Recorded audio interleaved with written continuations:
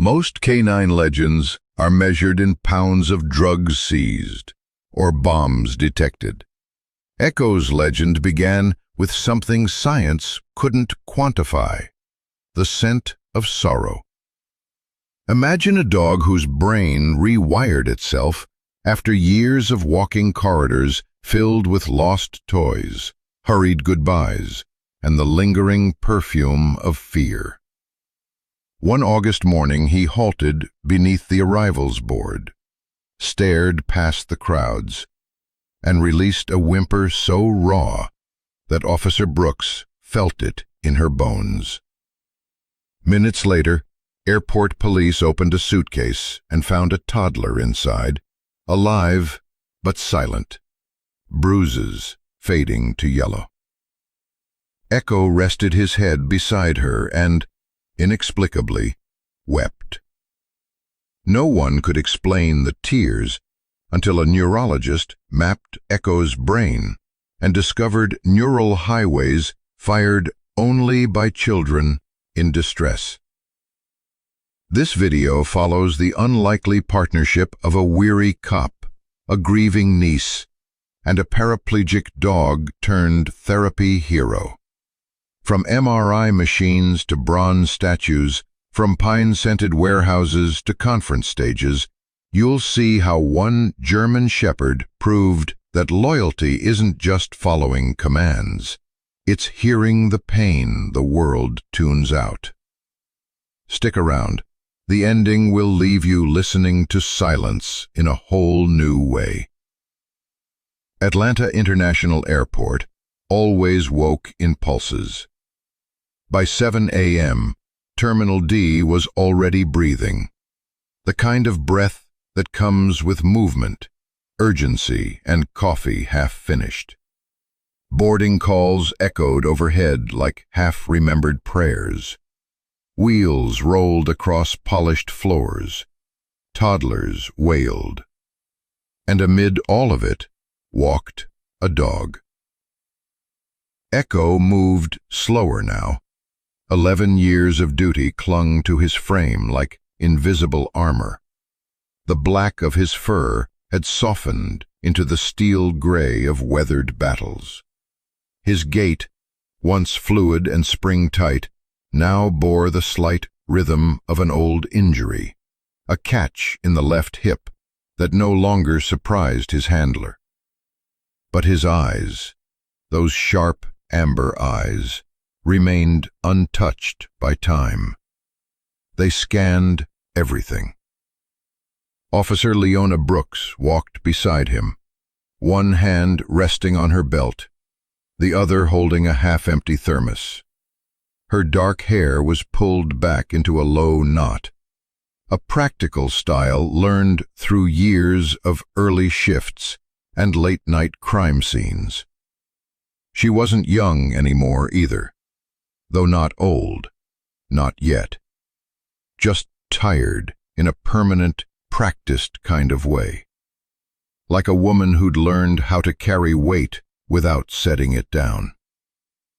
"Terminal D," she muttered, glancing at the tablet strapped. "Let it go." Echo exhaled and moved on. To the untrained eye, they looked like a standard K9 team. Just another cop and her dog making slow laps around the terminal. But anyone who'd spent enough time watching them would have seen it. Their rhythm. They walked like partners.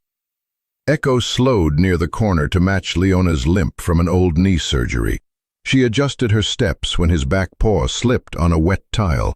They never spoke unless necessary, but their bodies carried an entire language. A toddler dropped his snack cup in their path. Goldfish crackers scattered across the floor. Echo paused, his ears twitching. Leona gave a soft whistle, just once, and he stepped around the crumbs without so much as a glance. The child laughed. His mother, flustered, pulled him aside. Leona nodded gently, a polite acknowledgement, and kept walking. They were 43 minutes into their shift. 3 times Echo alerted on minor items: a forgotten laptop bag, a roller case left leaning suspiciously against a bench, and a small duffel that smelled heavily of cologne and protein powder. All were cleared. Nothing out of protocol, nothing strange. Just another day, just another patrol. Except Echo kept looking back.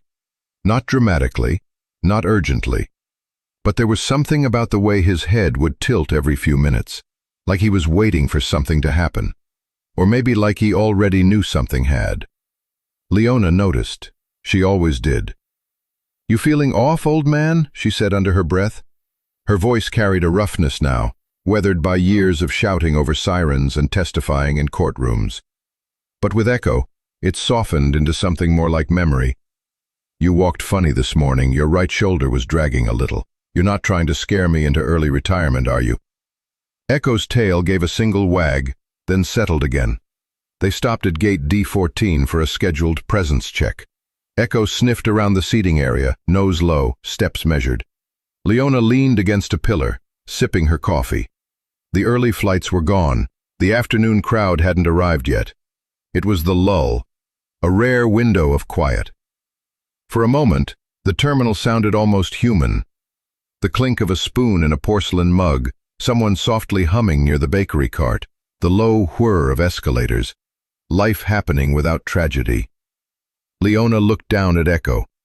He was staring at the window. Outside, a plane taxied along the tarmac, its shadow slicing across the glass like a blade. The dog's ears lifted slightly, his posture tensed, not alert, not alarmed, just still. "You smell something?" she asked. Echo didn't move. She crouched beside him, placing a gloved hand under his chin. He allowed it, his head warm in her palm. She could feel the faint tremble in his jowls, the vibration of something unspoken. "You get like this more and more lately," she whispered. "And you know what scares me?" The dog blinked once, slow. "I believe you," she said, "even when I don't know what it is." The radio crackled. "Unit K93, report to baggage intake. Possible unattended. Over." Leona straightened, Echo already at her side. "Copy that. On our way." As they turned toward the escalator, Leona tapped her wrist twice against her thigh. Echo fell in step, tail at medium height, ears tilted forward. But in his eyes, something deeper stirred. Not just duty, not just instinct. It was the beginning of something that had waited 3 years for someone to finally listen. And this time, Leona was ready. The call had come from baggage intake. Nothing urgent, just another forgotten item near a trash bin outside gate D27. Leona Brooks walked with a practiced calm, boots landing silently on the polished floors, her mind already building the mental checklist: perimeter assessment, visual scan, Echo's pass, protocol log, report submission. Routine. But Echo had other plans. They rounded the corner near the Hudson News kiosk. A janitor with earbuds in pushed his mop bucket toward the restroom. A mother carried her child half asleep on her shoulder. Nothing looked out of place, except the suitcase. Navy blue, scuffed edges, leaning at an awkward angle against the bin, like someone had left it in mid-motion. No luggage tag, no flight sticker, no airline logo. Just quiet.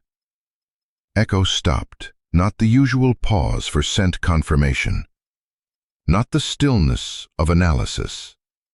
He froze. Leona barely noticed at first.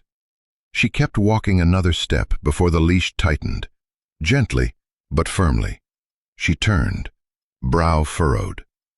Echo's body was locked, every muscle coiled, his front legs stiff, his back arched in a slight tremble.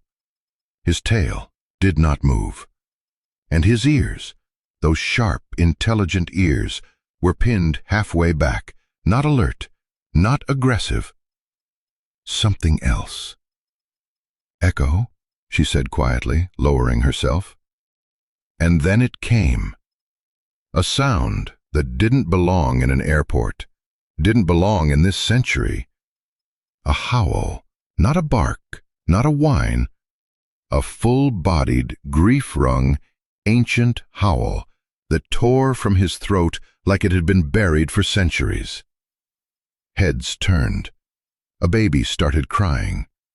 The janitor dropped his mop.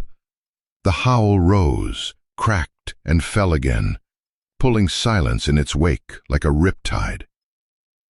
Leona's heart stopped. She had heard Echo bark at bombs, growl at threats, even snarl when startled, but this sound, this raw, trembling wail, she'd never heard in all their years. Took another step, then another. His nose hovered just above the suitcase, and then in something that made Leona's blood run cold. He began to cry, silent at first, then trembling whines. His shoulders heaved. Tears, actual tears, slid down the graying fur of his muzzle. She had never seen him cry, not during storm drills, not during funerals, not even when he tore a ligament chasing a suspect through a scrapyard. She reached for her radio with hands that weren't steady anymore. "Canine 3 to dispatch," she said, voice cracking. "Possible code red. Gate D27. I need backup and bomb squad immediately. Copy that. Dispatch alerting units now. Do you confirm a threat?" Leona looked at Echo. He hadn't moved. His body angled toward the suitcase like a compass finding its fixed point. "I don't know," she said, "but something's very wrong." She stepped forward slowly, careful not to spook him. Her fingers brushed his shoulder. He was trembling, not from fear, but from something deeper, something almost mournful. "What are you feeling, old man?" she murmured. The suitcase didn't hum. It didn't beep. There were no visible signs of danger, no ticking clocks or chemical smells. Yet every part of Echo screamed that something, someone, was inside. More officers arrived, surrounding the area in a wide circle. Yellow tape came out. Travelers were redirected. People murmured in confusion and fear, in that instinctive recoil we all have when animals act like prophets. An explosives tech approached, gear strapped tight to his chest. "Any idea what's in it?" he asked, eyeing the dog. Echo didn't look at him. "No," Leona said, "but I've never seen him like this. Is he injured?" "No." "Is it pain?" "It's something else." The tech hesitated. "You ever had a canine mourn a suitcase?" Leona didn't answer. Her stomach was in knots. Her mind was playing loops. Echo at her side the day her sister called screaming that Maya was gone. Echo lying at the foot of the empty bed when they came home from filing the missing person report. Echo alerting at gate B4 last year, sniffing a suitcase full of baby clothes, flagged as a false positive. She didn't want to believe it then. She did now. The tech moved toward the suitcase, pausing only inches from Echo's rigid frame. The dog didn't growl, didn't bark, but his chest let out a low, broken whine that sounded like something inside him was tearing. Leona looked into Echo's eyes and felt her own fill. "Something's in there," she whispered. "Like what?" the tech asked. "I don't..." Silent question in his eyes. She nodded. "Go ahead." Rodriguez moved slowly, with the reverence of someone opening a casket. He waved his detector across the seams. No beep, no red lights, no signs of explosives or volatile residue. The display remained a steady, unbothered green. "Clear," he announced softly. Leona let out a breath she didn't realize she'd been holding.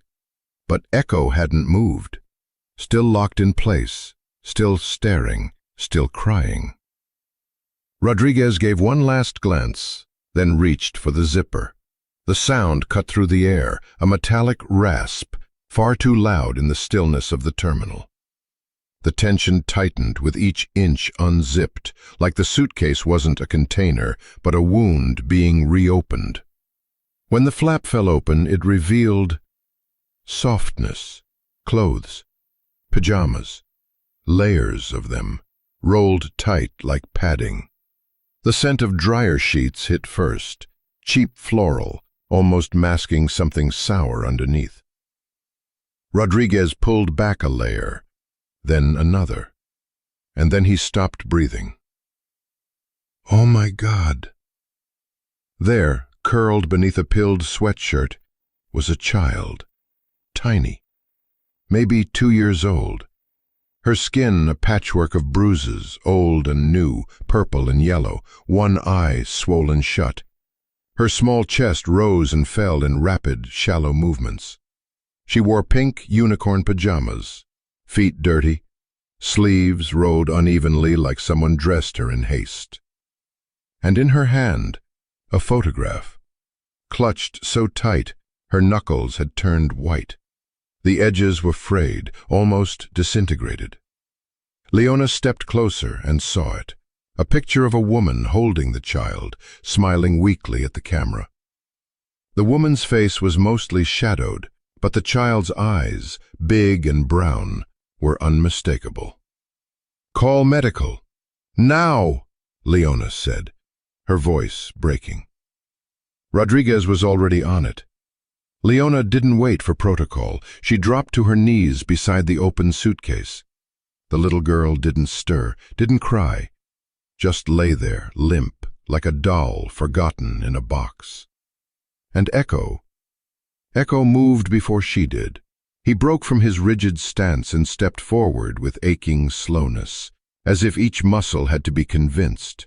He lowered his massive head into the suitcase, breath trembling, and then touched her, not with paw or weight or movement, just with his nose, gentle, deliberate, like a benediction. He licked her face once, then again. Each pass of his tongue was careful, as if he was afraid she might shatter. He whimpered, low and long, a sound full of sorrow and something else, something ancient, a recognition. And then the tears came again. They spilled down his muzzle and into the folds of the suit. Her skin was warm, but barely. A fever? Shock? Dehydration? "She's alive," Leona whispered. Echo whined again, curling his body slightly against the suitcase as if trying to wrap her in warmth. "What did you just find, boy?" Leona asked softly, her voice quivering. But he didn't look at her, he only looked at the child. Around them, the terminal had been cordoned off. People were gone, voices muted. All that remained was a reverent quiet, like the world understood that something sacred had just been unearthed. The medics arrived, rushing in with equipment, stretchers, soft voices. "She's bradycardic," one said. "O2's low, get a line in." As they lifted her from the suitcase, Leona noticed the fresh blood under her fingernails. Scratch marks lined the inside of the luggage, long, desperate streaks. "She was trying to get out," she whispered. Her stomach turned.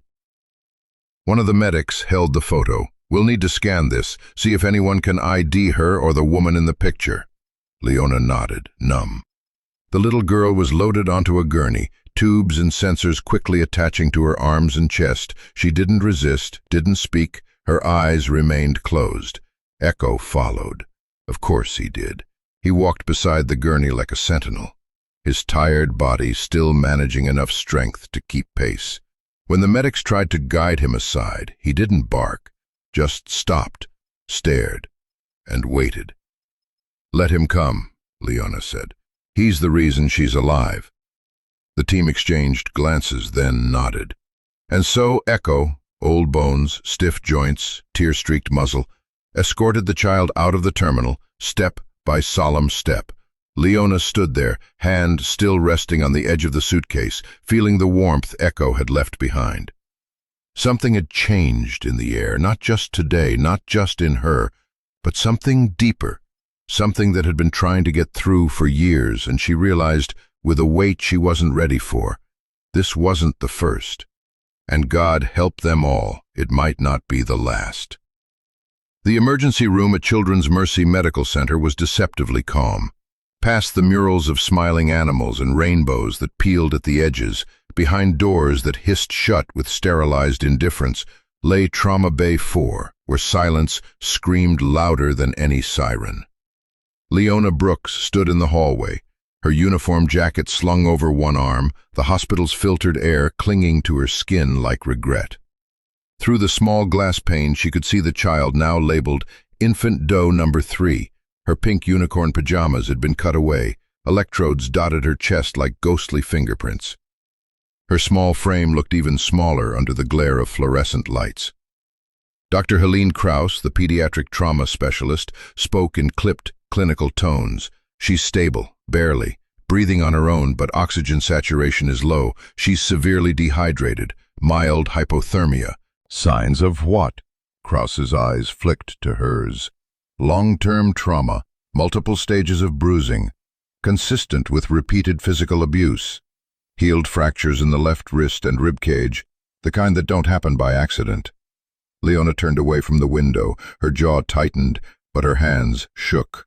How old? She asked.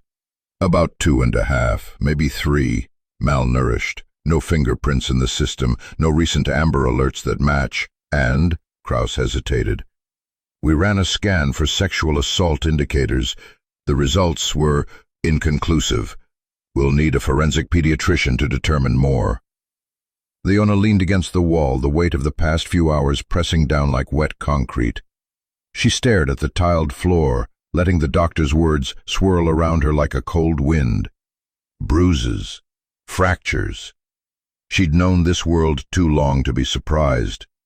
But she had hoped, foolishly, that this case might be the exception. She fought, Leona murmured, scratched the inside of the suitcase until her fingers bled. She's lucky to be alive, Krauss replied. If she'd been found 2 hours later, hypoxia would have set in. Lucky, Leona almost laughed. But nothing about this felt like luck. Not when it took an old grieving dog howling in the middle of a terminal to make anyone notice. She turned toward the next window over, Echo's temporary recovery space. The dog lay on a folded blanket, a bowl of water beside him. His eyes were open but distant, staring at the same point on the wall he'd been fixed on for the last 20 minutes. A soft knock behind her.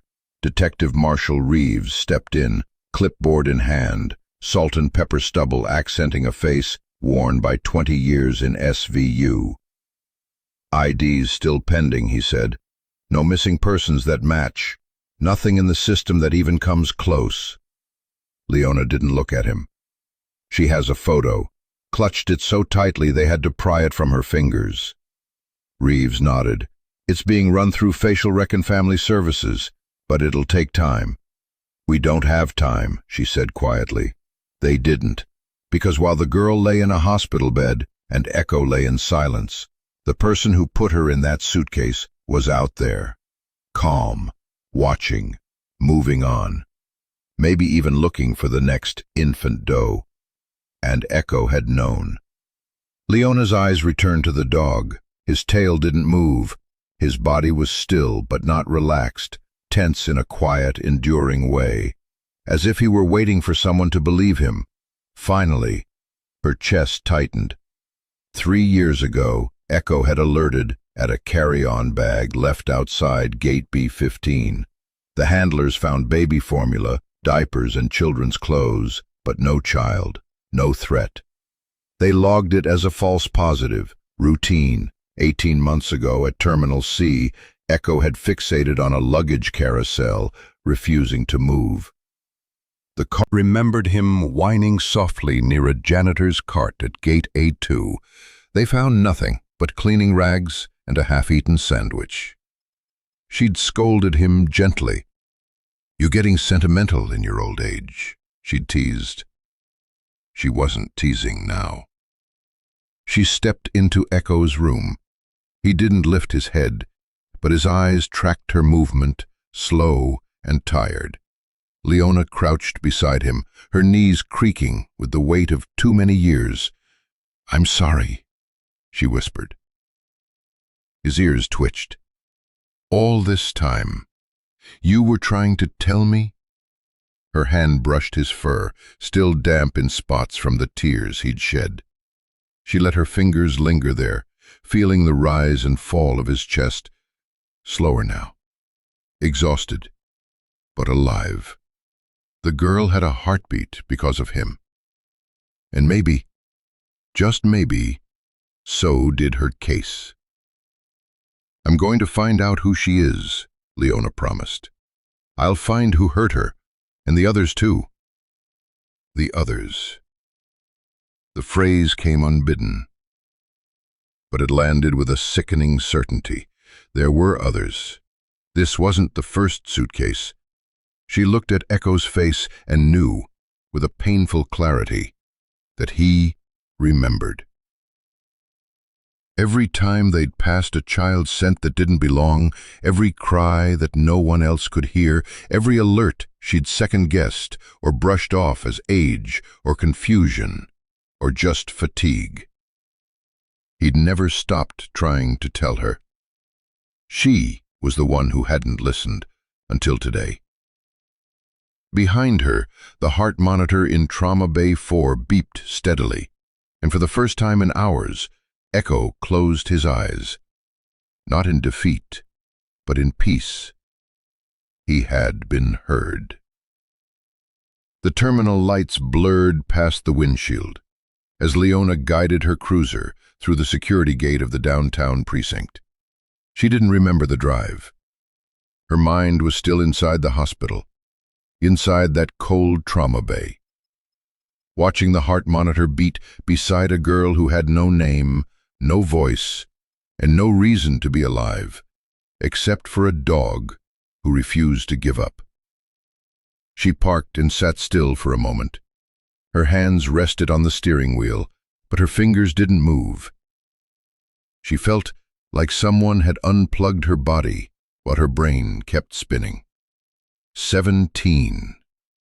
That number wouldn't stop echoing in her mind. 17 times Echo had alerted to abandoned luggage in the past 3 years. 17 times someone logged it as non-critical, inconclusive, or the phrase she hated most, false positive. But now, after that suitcase, she stepped out into the night and walked with heavy boots into the precinct archives. The fluorescent lights flickered. Leona Brooks.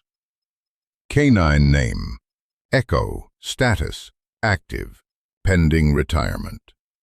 She skipped past the commendations, the citations, the glowing quarterly evaluations. She went straight to the logs, and there they were, line after line. June 3, 2021, Gate A4, alert on unattended duffel bag. Contents: children's shoes, coloring books, no explosive trace, logged as false alert. October 22, 2021, Gate B15. Navy carry-on, diapers, wipes, baby blanket, no child located, no ID. February 14, 2022, Terminal C family restroom. Echo refused to leave. No suspect bag found, incident cleared. March 8, 2022, Gate E7, pink suitcase flagged. Stuffed toys, worn pacifier inside, owner never claimed. Logged as abandoned property. 17 entries, all different gates, different dates, same outcome. No follow-up, no escalation, no questions, just Echo trying over and over to raise the alarm, and Leona brushing him off each time with a pat on the side and a whispered, "Good effort, buddy. Maybe next time." She clicked one entry and pulled up the body cam footage. There he was, Echo, younger then, tail high, pawing at the handle of a roller bag while she crouched beside him. Her own voice, cheerful and oblivious, cut through the speakers.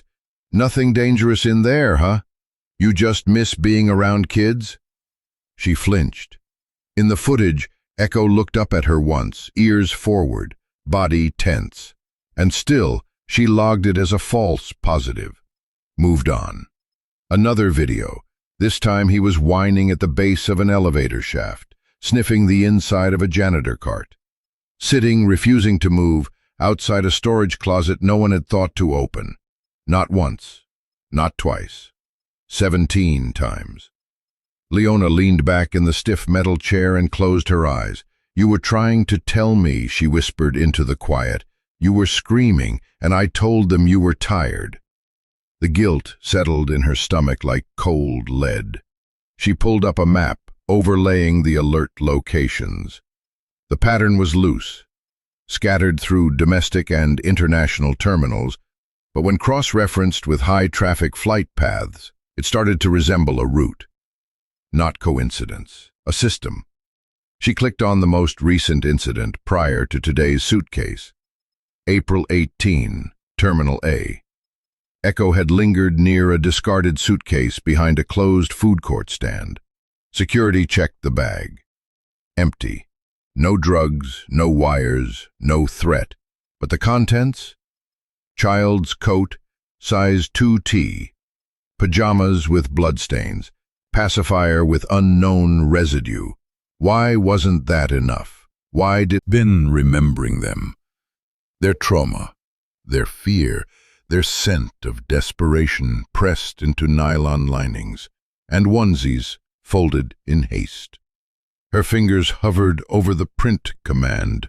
She selected all 17 reports and hit compile. The pages began to slide from the printer one by one, each with dates, items, photos, and, in Echo's words, not hers, warnings. He had been trying to save them long before anyone knew they were lost.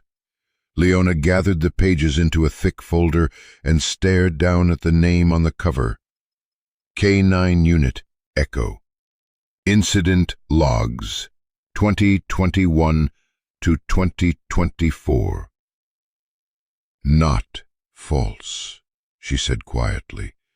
Never false. She reached for her phone, thumb trembling as she dialed.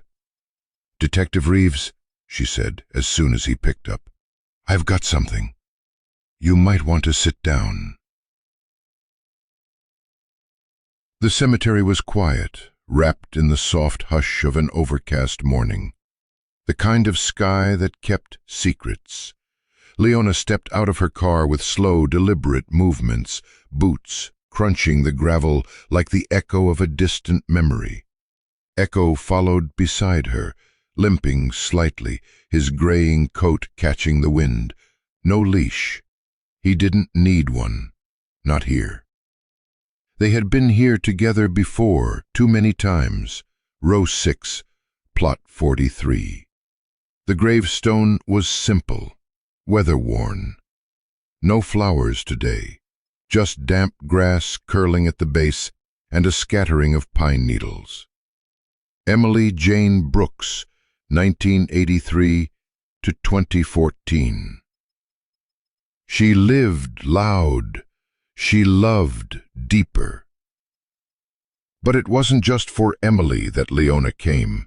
It was for the space beside her grave, the space where Maya's headstone was supposed to be and never appeared. There was only a small brass plaque sunk into the ground, weathered and half buried in time. Maya Brooks, still missing, never forgotten. Leona crouched beside it, resting a hand on the cold edge of stone. Her other hand moved to Echo's shoulder. He lowered his head gently beside her thigh. "I never let it go," she whispered, voice catching. "Even when everyone said I should. 10 years and I still see her in every little girl's eyes." She paused. "Maybe I've been seeing her because I'm meant to." The child in the suitcase, bruised, silent, clinging to that tattered photo, had the same round cheeks, same dark lashes, her face swollen and unfamiliar, but Leona's heart hadn't stopped pounding since she saw it. Could it be? No, the math didn't fit. Maya had vanished at age 6. The girl in the suitcase was maybe 2, maybe 3, different child, different timeline. Leaned his head against the brass plaque. That did something to her, because Echo was there when Maya went missing. He had searched alongside officers for days. He had sniffed through woods, dumpsters, sewers, and vacant buildings. And when the trail ended, it was Echo who had refused to leave the edge of a broken fence behind the elementary school. He never stopped looking, Leona whispered, not even sure who she was talking to anymore. A wind stirred through the cemetery, cold and familiar. She closed her eyes, and memory took over. 10 years ago. Maya in a yellow jacket, laughing, running between trees. A birthday balloon tangled in her fingers. Leona had turned away for just a moment to grab the phone. When she turned back, Maya was gone, vanished like fog. The days that followed were a blur of search grids, emergency press conferences, and hollow reassurances. Her sister Emily, broken, their parents fractured, and Leona, still wearing her badge, still believing in protocol, had watched helplessly as nothing turned up. No blood, no shoe, no trail. Just a name on a missing poster and a small plaque no one ever visited but her.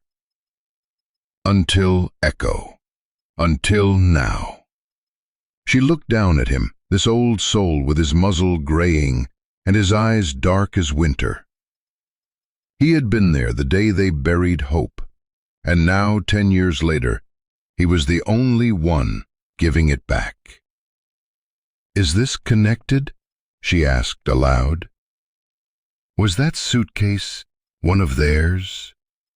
The word theirs sat heavy in the air, because in her gut she no longer believed this was just one case. That child wasn't abandoned randomly. She was part of something systematic, something rehearsed. There was intent behind that suitcase. And now, looking back at the 17 ignored alerts, the abandoned luggage, the forgotten photos, a sick, curling dread bloomed inside her.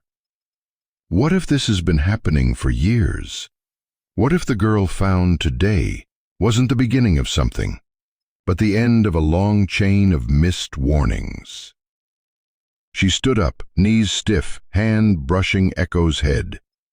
"I won't ignore you again," she said. He looked up at her, slow, deliberate, and gave the smallest thump of his tail against the grass. Just once. Leona turned toward the car, her thoughts sharper than before.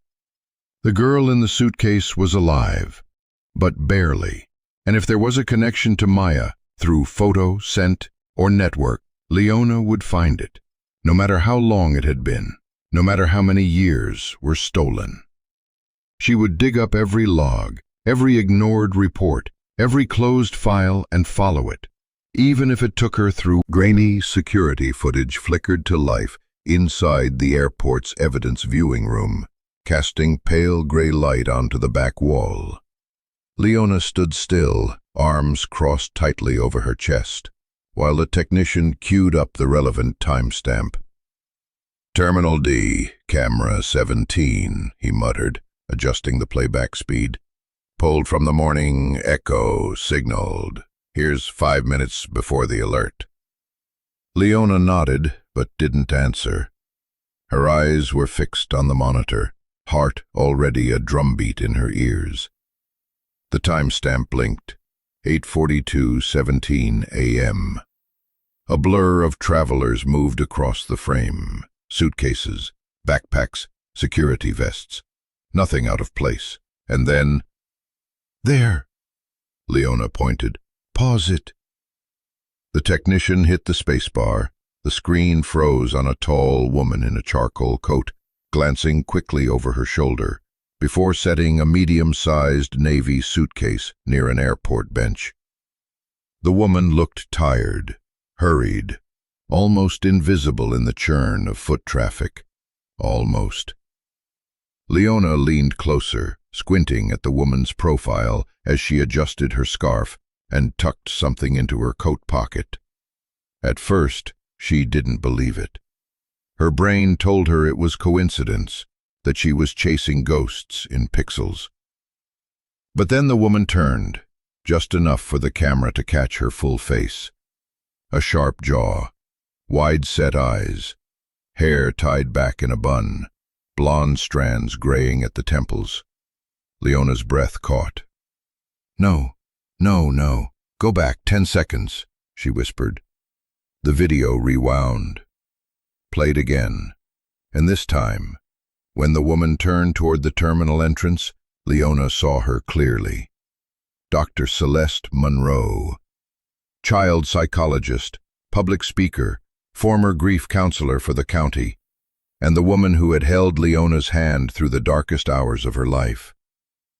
10 years ago, after Maya vanished, it was Celeste who had helped her breathe again, helped her mother sleep, helped her believe healing was possible, even in the absence of closure. Now Celeste was here, caught on camera abandoning a suitcase that carried a bruised, unconscious child. Leona staggered back a half step, the chill of betrayal blooming in her chest. "Is this certain?" she asked. "Facial recognition?" The technician nodded. "Ran it through. 98% match. Her ID last pinged in the system a year ago, nothing recent. Want me to flag it?" Leona didn't answer immediately. Her throat had gone dry, because her mind was already years in the past. "Grief will eat you if you don't talk to it," Celeste had told her that first week after Maya disappeared. "Let it speak, Leona. Let it hurt. That's how we survive." Her voice had been warm, soothing. The scene of an abandoned child. The same child Echo had cried for. Leona's hands curled into fists at her sides. The pieces were moving, but not yet connecting. Echo's false alerts. 17 bags, all dismissed. And now, the counselor who had known the family's trauma better than anyone, suddenly appearing. "I want all security footage from the past 2 years in Terminal D," she said to the tech. "Every incident where Echo raised an alert." 2 years is a lot of video. "I'll sit through it all." The technician hesitated, then nodded. "You'll need clearance." Leona flashed her badge, eyes never leaving the still frame on the monitor. "I'll get it." She walked out of the viewing room with Echo trailing behind, slow and silent. She didn't speak until they reached the elevator. Then she knelt beside him, hands trembling as they touched his grizzled fur. "You knew," she whispered. "You remembered her, didn't you?" Echo looked up at her, quiet, loyal, haunted. And then, like he had done before, he leaned his head against her knee, holding it there for a long moment. Leona felt the weight of it, the unspoken language between them, the warnings he'd tried to give, the truths buried in silence. Celeste Monroe, the child, the suitcase. Echo had known all along, but it wasn't just Echo who had failed to be heard. It was Leona who hadn't listened. "I'm sorry, boy," she whispered. "Never again." She stood, resolve hardening in her bones. There were questions that demanded answers, and there was a woman, once a comfort, now a shadow, who had just become the center of everything. Dr. Celeste Monroe had once taught her to grieve. Now, Leona would teach her what happened when grief turned into rage. The name came up in the third folder. Leona had been sifting through digital archives for hours. Court transcripts, grant applications, news segments clipped from local stations, that only aired at 6 a.m. on Sundays. Most of it was noise, until the Haven Circle appeared. At first, it was subtle, a grant received by a local wellness nonprofit, a public thank you from a pediatric shelter, a vague but smiling quote from a woman with familiar cheekbones. Dr. Celeste Monroe, founder and executive director. Leona leaned back in her chair, blinking at the glowing screen. The Haven Circle. She hadn't heard of it before. No physical offices, no major donors. But it appeared again and again, in acknowledgments, sidebars, small press pieces about community care and family reunification support. It was the kind of operation people praised without ever looking too hard. And that bothered her. She clicked on the foundation's website. It loaded slowly, like something built on a free template years ago and never updated. A white background, a lavender logo, place to land. Leona hovered over the tabs. Our mission, testimonials, contact us. No team bios, no annual reports, no information on facility locations. The entire site was no more than 4 pages. She clicked on testimonials. A dozen smiling faces, short blurbs underneath. They helped me find a home for my baby after I left an unsafe situation. We finally became a family thanks to Haven Circle's support. It was the best choice I've ever made. KT, anonymous birth mother. None of the stories listed full names. There were no timestamps, no references to agencies or legal services, just warmth, ambiguity, and praise. Leona's gut twisted. She opened a separate window and logged into a restricted database of public charity records, one of the few privileges still available to senior officers. She typed in the Haven Circle Foundation and waited. The search returned 3 entity matches. The first was inactive. The second linked to a defunct daycare in Oregon. But the third, registered in-state, matched Celeste Monroe's address of record from 5 years ago. Leona clicked. The summary loaded. Status: active. Founded October 2013. Primary purpose: child wellness and reunification. Tax ID: redacted. Board of Directors: Celeste Monroe, Chair. Alan Groves, Sister Margaret Hale. Only 3 board members, all listed as volunteer. No employee salaries reported. No assets over $10,000. But one number jumped out. Adoption facilitation services rendered. Annual. 43 cases. Leona leaned forward. 43 cases in a private, church-backed nonprofit with no listed caseworkers or attorneys. No confirmed partnerships with child services. No foster training programs, and no record of any of those names, birth parents or adopters, in the state's family court system. So where were these children going? She searched financials next. The 990 filings were thin, 2 years filed late. The most recent one, 2022, listed anonymous donor contributions totaling over $380,000.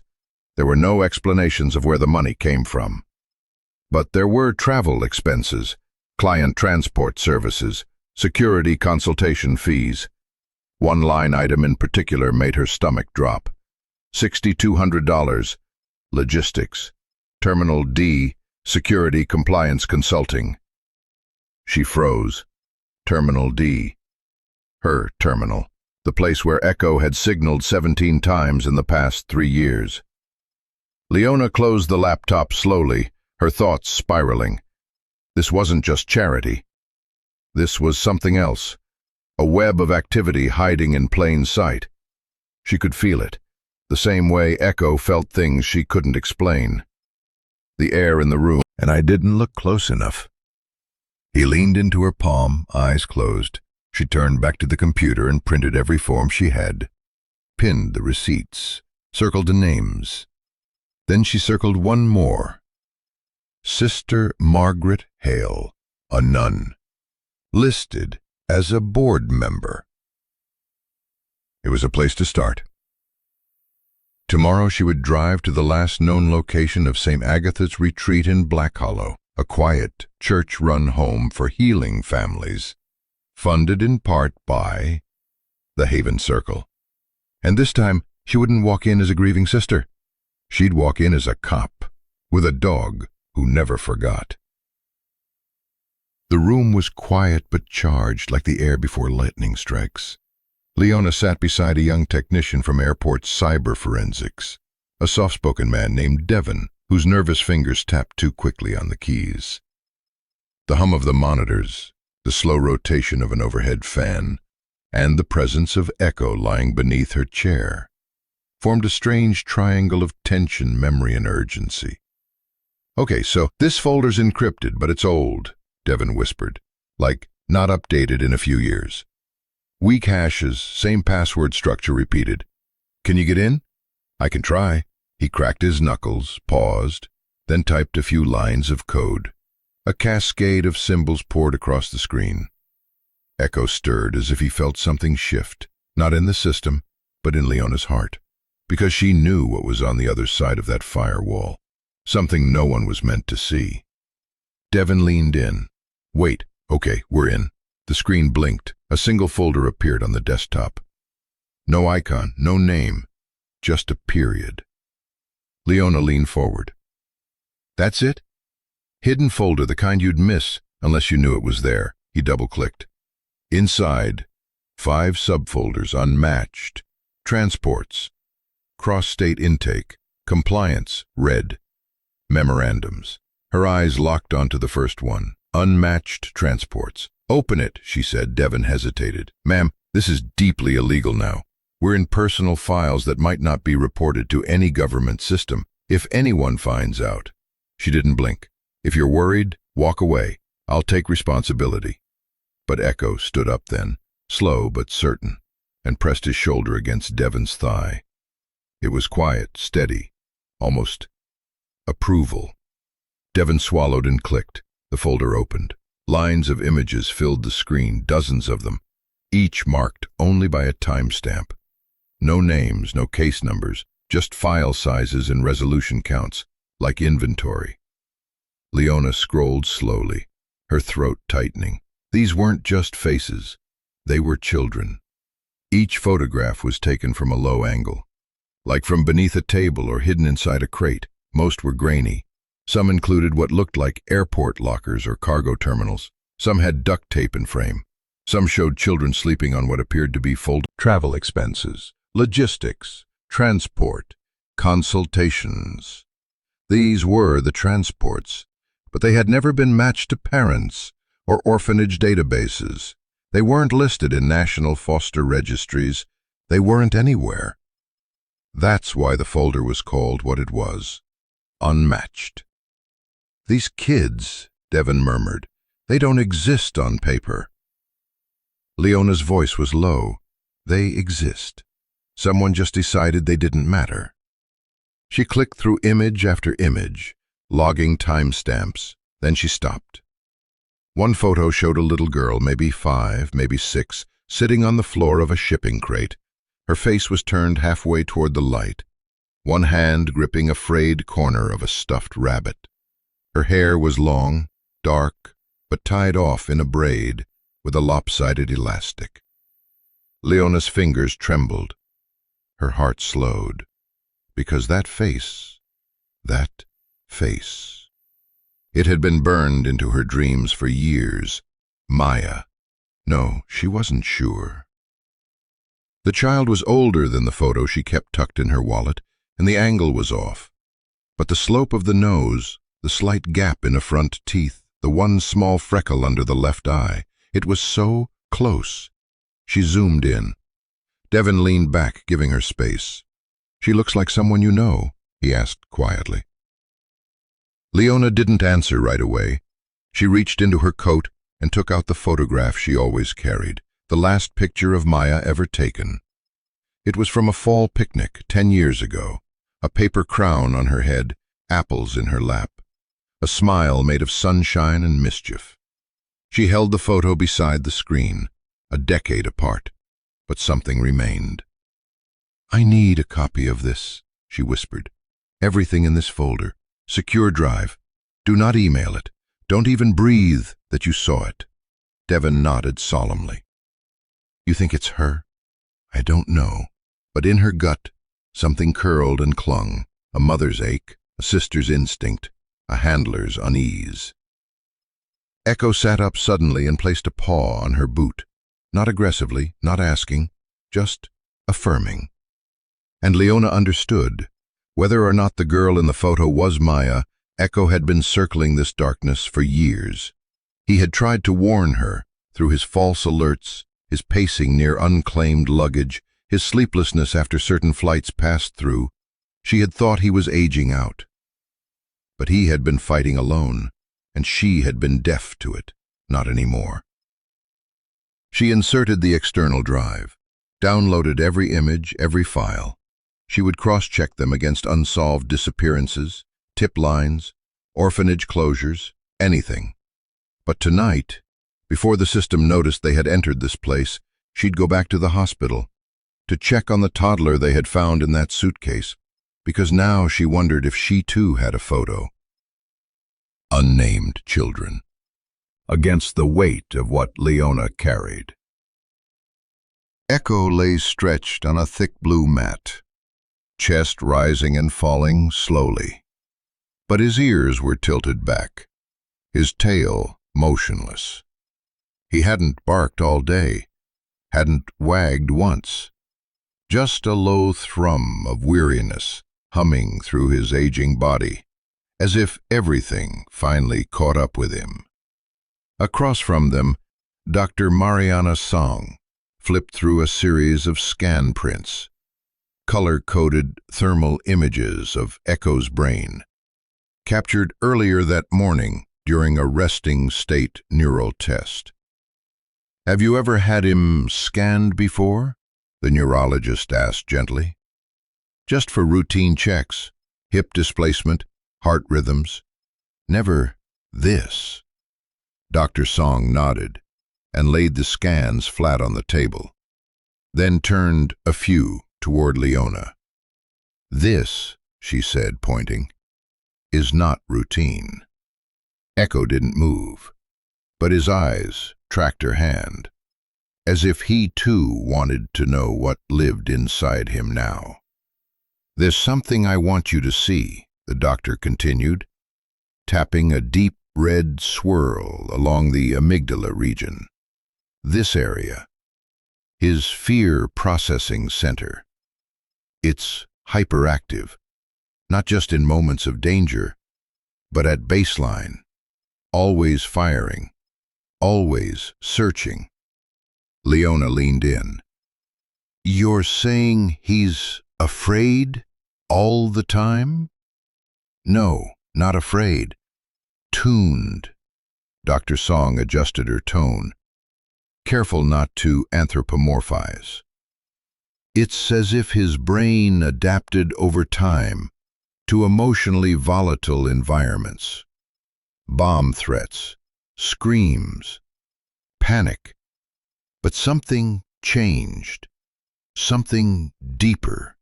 She walked over to a locked cabinet and pulled out a folder labeled Scent Emotion Correlation Hypothesis, then set it down beside the scans. Leona recognized some of the research. Military experiments with dogs trained to detect elevated cortisol in humans, dogs sensing seizures before machines, detecting cancer, PTSD, even impending panic attacks. But this was different. "What are you trying to tell me?" Leona asked, her voice steady. Dr. Song took a breath. "Echo isn't malfunctioning, Leona. He's evolving. His brain has reorganized after years of exposure to distress signals, scent-based hormonal cues, subtle shifts in behavior, breathing irregularities. But here's where it gets remarkable. She pulled out a final scan, a brain map taken while Echo was shown a series of videos. Children crying, adults yelling, a toddler alone in a crib. There. Alerts. So many had been dismissed, deemed wrong, inconvenient, embarrassing. But what if they had been right? Every single time. Leona swallowed. He's been warning us for years. Dr. Song sat beside her. He's been carrying it for years. She looked at Echo, who was now watching the shadows on the wall. Not afraid, not nervous, just tired. Like someone who had been shouting underwater and finally breached the surface. I can't explain this to Command, Leona whispered. Not in a report, not in a way they'd accept. You don't have to, but you can believe it for yourself. The neurologist's voice softened. This isn't magic. It's not human. But it is real, and it means you have a partner who has learned, through pain, through exposure, to detect suffering most of us never see. Leona reached down, her hand finding Echo's rough, warm and steady beneath her palm. Does it hurt him? She asked. Dr. Song nodded, slowly. I think it exhausts him, like hearing 1,000 crying children in your sleep every night, like never being able to turn the volume down. A silence filled the room, not empty, but sacred. Then Echo shifted, pushing his head against Leona's knee, and something inside her broke. A small, wordless apology.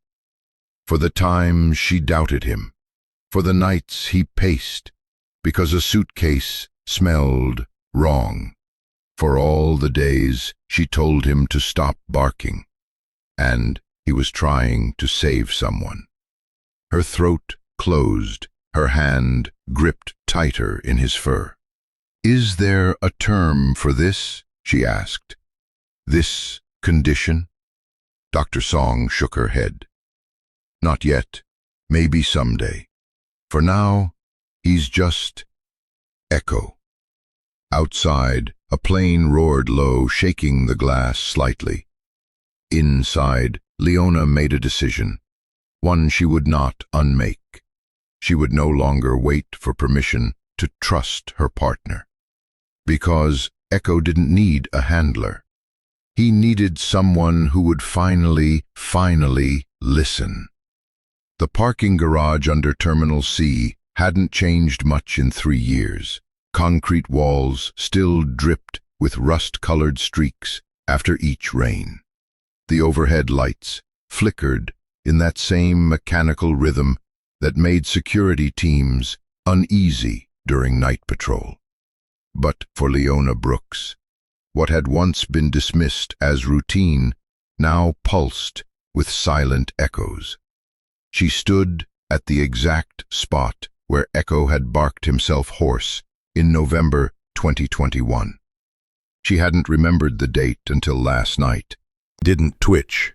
He just stared at the space like it still held something sacred. Or cursed. Leona opened her notebook. She had marked 17 prior false alert cases. She would visit them all, and this was just the first. The next stop was the security holding room in Terminal F, where a pink, hard-shell suitcase had triggered one of Echo's most prolonged alerts. At the time, the object had been thoroughly examined by TSA and bomb techs. The content? A child's drawing kit, a worn plush rabbit, and a stained pillowcase. Probable misfire, they'd said. Must have carried a smell from home. But now, Leona asked for the archived evidence box. The staff hesitated. Policy didn't require keeping unremarkable bags. Still, luck favored her. The bag had been logged for destruction, but never processed. With gloved hands, she unzipped it. Time hadn't been kind. Mold crept along the edges. The plush rabbit's fur was matted. But what made her hands stop mid-search wasn't the contents. It was the pillowcase. White, except for the faint, almost invisible brown smear near the seam. She stared at it. "Would you mind if I send this for luminol testing?" she asked the agent beside her. He frowned. There was no blood found. "Humor me." 3 hours later, the test confirmed it. A faint blood trace. Faint enough that a surface swab wouldn't have caught it. Faint enough to be invisible to anyone who wasn't already looking. Back in her car, Leona sat with her head in her hands, knuckles tight against her temple. What had they missed? Who had they left behind? Beside her, Echo stirred in the back seat, nudging her shoulder with his graying muzzle. She looked at him and whispered, "You were right, weren't you?" His gaze didn't shift, didn't need to. They drove in silence. The next 5 locations fell into pattern. Each one dismissed. Each one Echo had barked or pawed or whined at. But the luggage was always ruled harmless, and each time, Leona found something no one else had bothered to see. A small sock soaked in ammonia. A child's bracelet with skin cells too degraded to trace. A lunchbox with faded apple slices crushed beneath a child's drawing. Sometimes there were names scrawled in block letters. Sometimes just quiet, haunting signs that someone very small had been very scared and very alone. None of it conclusive, all of it real. She began cross-referencing each date with missing children bulletins. 2 matched. The 5th one nearly made her throw up. The case file was from a child reported missing for someone to come back. In her lap, she held a list, handwritten, of every dismissed alert. At the top, she wrote in capital letters, "Re-investigate all." Then below it, "Echo never failed. We did." She looked at him again. 11 years of service, hundreds of shifts, 17 cries no one else heard, and now this 2-year-old girl, alive because Echo wouldn't stop howling. "Never again," she whispered. Outside, the wind shifted. Inside, something else did too. Not guilt, not yet closure, but a quiet vow to listen closer, to trust the one voice that had spoken the loudest, in silence. The cedar box hadn't been opened in 10 years. It sat on the top shelf of Leona's closet, behind old coats she hadn't worn since the funeral. The wood had dulled with time, and the tiny brass latch clicked the way her sister used to tap her nails on a teacup. Soft, nervous, constant. She brought it down with both hands, cradling it like an urn. Echo stood by the doorway, ears forward, as if he sensed something different in the air. "This is hers," Leona whispered. "This is Maya's." The room smelled faintly of lavender and dust. Afternoon light filtered in through blinds, casting stripes of gold across the floor. She sat cross-legged on the rug and slowly opened the lid. Inside, a tangle of childhood frozen in time. A yellow headband still carrying the faint scent of strawberries. A broken plastic bracelet Maya had insisted was real jewelry. A t-shirt with glittering letters spelling out big dreams, tiny shoes. And at the bottom, folded like a secret. A drawing. 2 stick figures, one tall, one small, holding the leash of a large, pointy-eared dog, labeled Echo. Leona's fingers trembled. She'd forgotten Maya even knew how to spell his name. She looked up. Echo hadn't moved. "Come here, boy," she said gently, her voice nearly breaking. He stepped forward slowly, his joints stiff with age, but his posture tense, as if pulled by a thread. As he reached her, Leona extended the open box. "Smell," she whispered, "if you remember." He dipped his nose in, slow at first. Then he jerked back, his body stiffening, eyes wide. A low whine escaped his throat. Leona's heart seized. Echo looked at her, then at the box, then back, and then to Leona after her sister's death. He'd been inconsolable that week. He refused food, barked in his sleep, rested his head by the door like he was waiting. And once, just once, he had barked at the backpack, but they chalked it up to stress. Now she knew. He remembered, and maybe he had never forgotten. She reached into the box and pulled out the old T-shirt, held it close to his snout. Echo sniffed, whined, sat down slowly. Then he pressed his head into her lap. "Oh God," she whispered, stroking the back of his neck. "You've been trying to tell me all along." The pieces clicked hard and fast in her brain now. The girl in the suitcase, the faint resemblances, the drawing in the child's pocket that echoed Maya's style, the false alerts in the months after Maya vanished, each one dismissed, each one Echo had insisted on.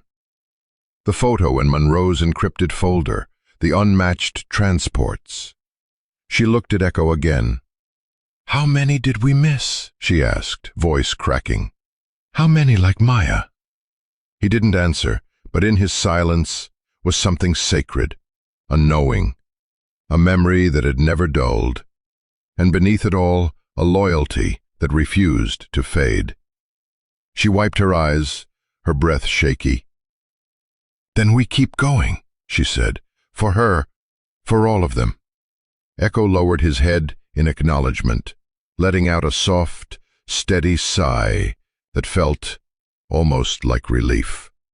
Leona closed the box. This time, she would listen.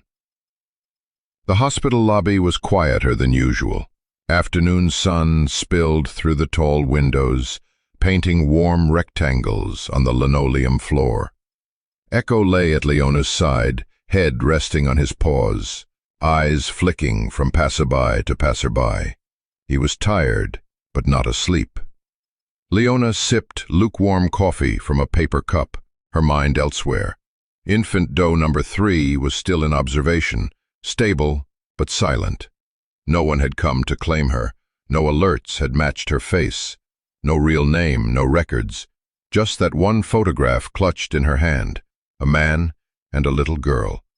That was all she had, until now. The elevator dinged, doors parted. A man in a dark wool coat stepped out, holding a bouquet of orange roses. He moved slowly, carefully, like someone used to being watched. Echo lifted his head, then growled, low at first, then deeper. Leona snapped her gaze to him. She hadn't heard that growl in years, not like this. Echo pushed himself to his feet, his stance rigid. He took one step forward, then another. "Echo," Leona warned under her breath. "Heel." But he wouldn't. His eyes locked on the man, ears sharp, tail bristling. Tilted his head, eyes narrowing. "I don't think that's your business. It is when my dog reacts like he just saw the devil." A long pause. Then the man's lips curled in something not quite a smile. "I'm visiting a friend, room 613. Name? Dr. Celeste Monroe." Leona's blood ran cold. Before she could respond, the man turned and calmly walked toward the elevators again. Echo barked, one sharp, thunderous command that echoed through the lobby. Patience turned. A mother pulled her child closer. The nurse picked up the phone. "I'll call security." Leona didn't wait. "Echo, quiet," she ordered, then knelt beside him. "You know that man?" The dog whined, tail stiff, eyes still fixed on the elevator. He licked his lips, a sign of unease. Leona pulled out her phone, opened her department's facial recognition app, and snapped a blurry photo of the man's retreating back. The coat, the gray hairline, the way he walked, it all nagged at her. 10 minutes later, the app came back with nothing. No hits, no record. She tried again. Still nothing. That's when she made a call to a retired contact in internal affairs. "Do you remember a guy named Silas Ward?" she asked. The silence on the other end stretched. "You digging into old ghosts now, Leona?" the voice said. "Just answer the question." Ward was airport security chief. Ran homeland inspections for 6 years. Got promoted too fast, covered too many tracks. Then poof, he was reassigned 3 years ago. No one's heard of him since. Why? "He just visited a hospital room under the name of a grief counselor I'm investigating for child trafficking." A sharp inhale. "You want the truth?" "I need it." Ward didn't just disappear. His files were locked under a discretionary blackout. Homeland, not PD. No reason listed. Just a word. What word? Containment. That's it. Leona's fingers tightened around her phone. Ward hadn't just vanished. He'd been buried, and now he was back, with flowers for the same woman Leona had linked to a growing web of missing children, fake adoptions, and Echo's so-called false alarms. Leona hung up.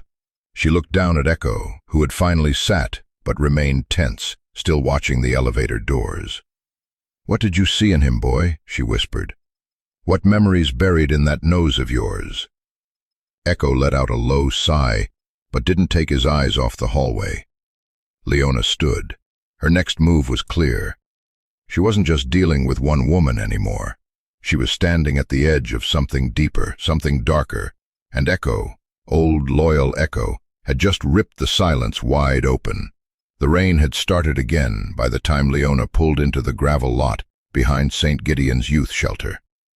It stepped out of the cruiser beside her, paws landing heavily in the mud. He moved slower these days, but there was a particular sharpness in his eyes this morning, a kind of tethered urgency, as if whatever they were about to hear he already knew. The shelter director, a wiry woman named Teresa Quinn, met them at the door with tired eyes and a clipboard hugged to her chest. "I appreciate you doing this," Leona said. "You said it was about one of the boys we found 2 years ago?" Teresa asked, unlocking the door. "Yeah. You logged a runaway named Micah G. No last name.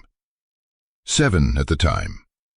Found near a drainage culvert off I-37. Teresa nodded. "He's still here. Quiet kid, nightmares. Doesn't speak unless he wants to." She paused, watching Echo as he shook the rain from his coat. "But maybe he'll talk to the dog." They stepped inside. The hallway smelled faintly of floor cleaner and wet paper. Echo's nails clicked softly on the linoleum, tail low but swaying, his working gait.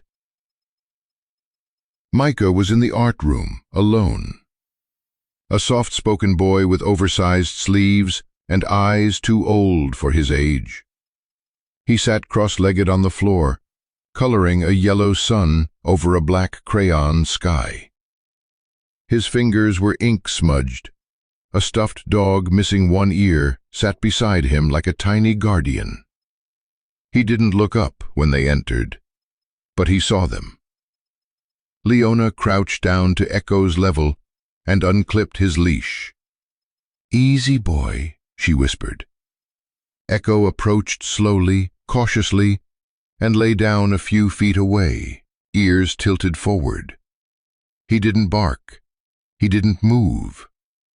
Micah finally glanced up, then reached out. Echo didn't flinch.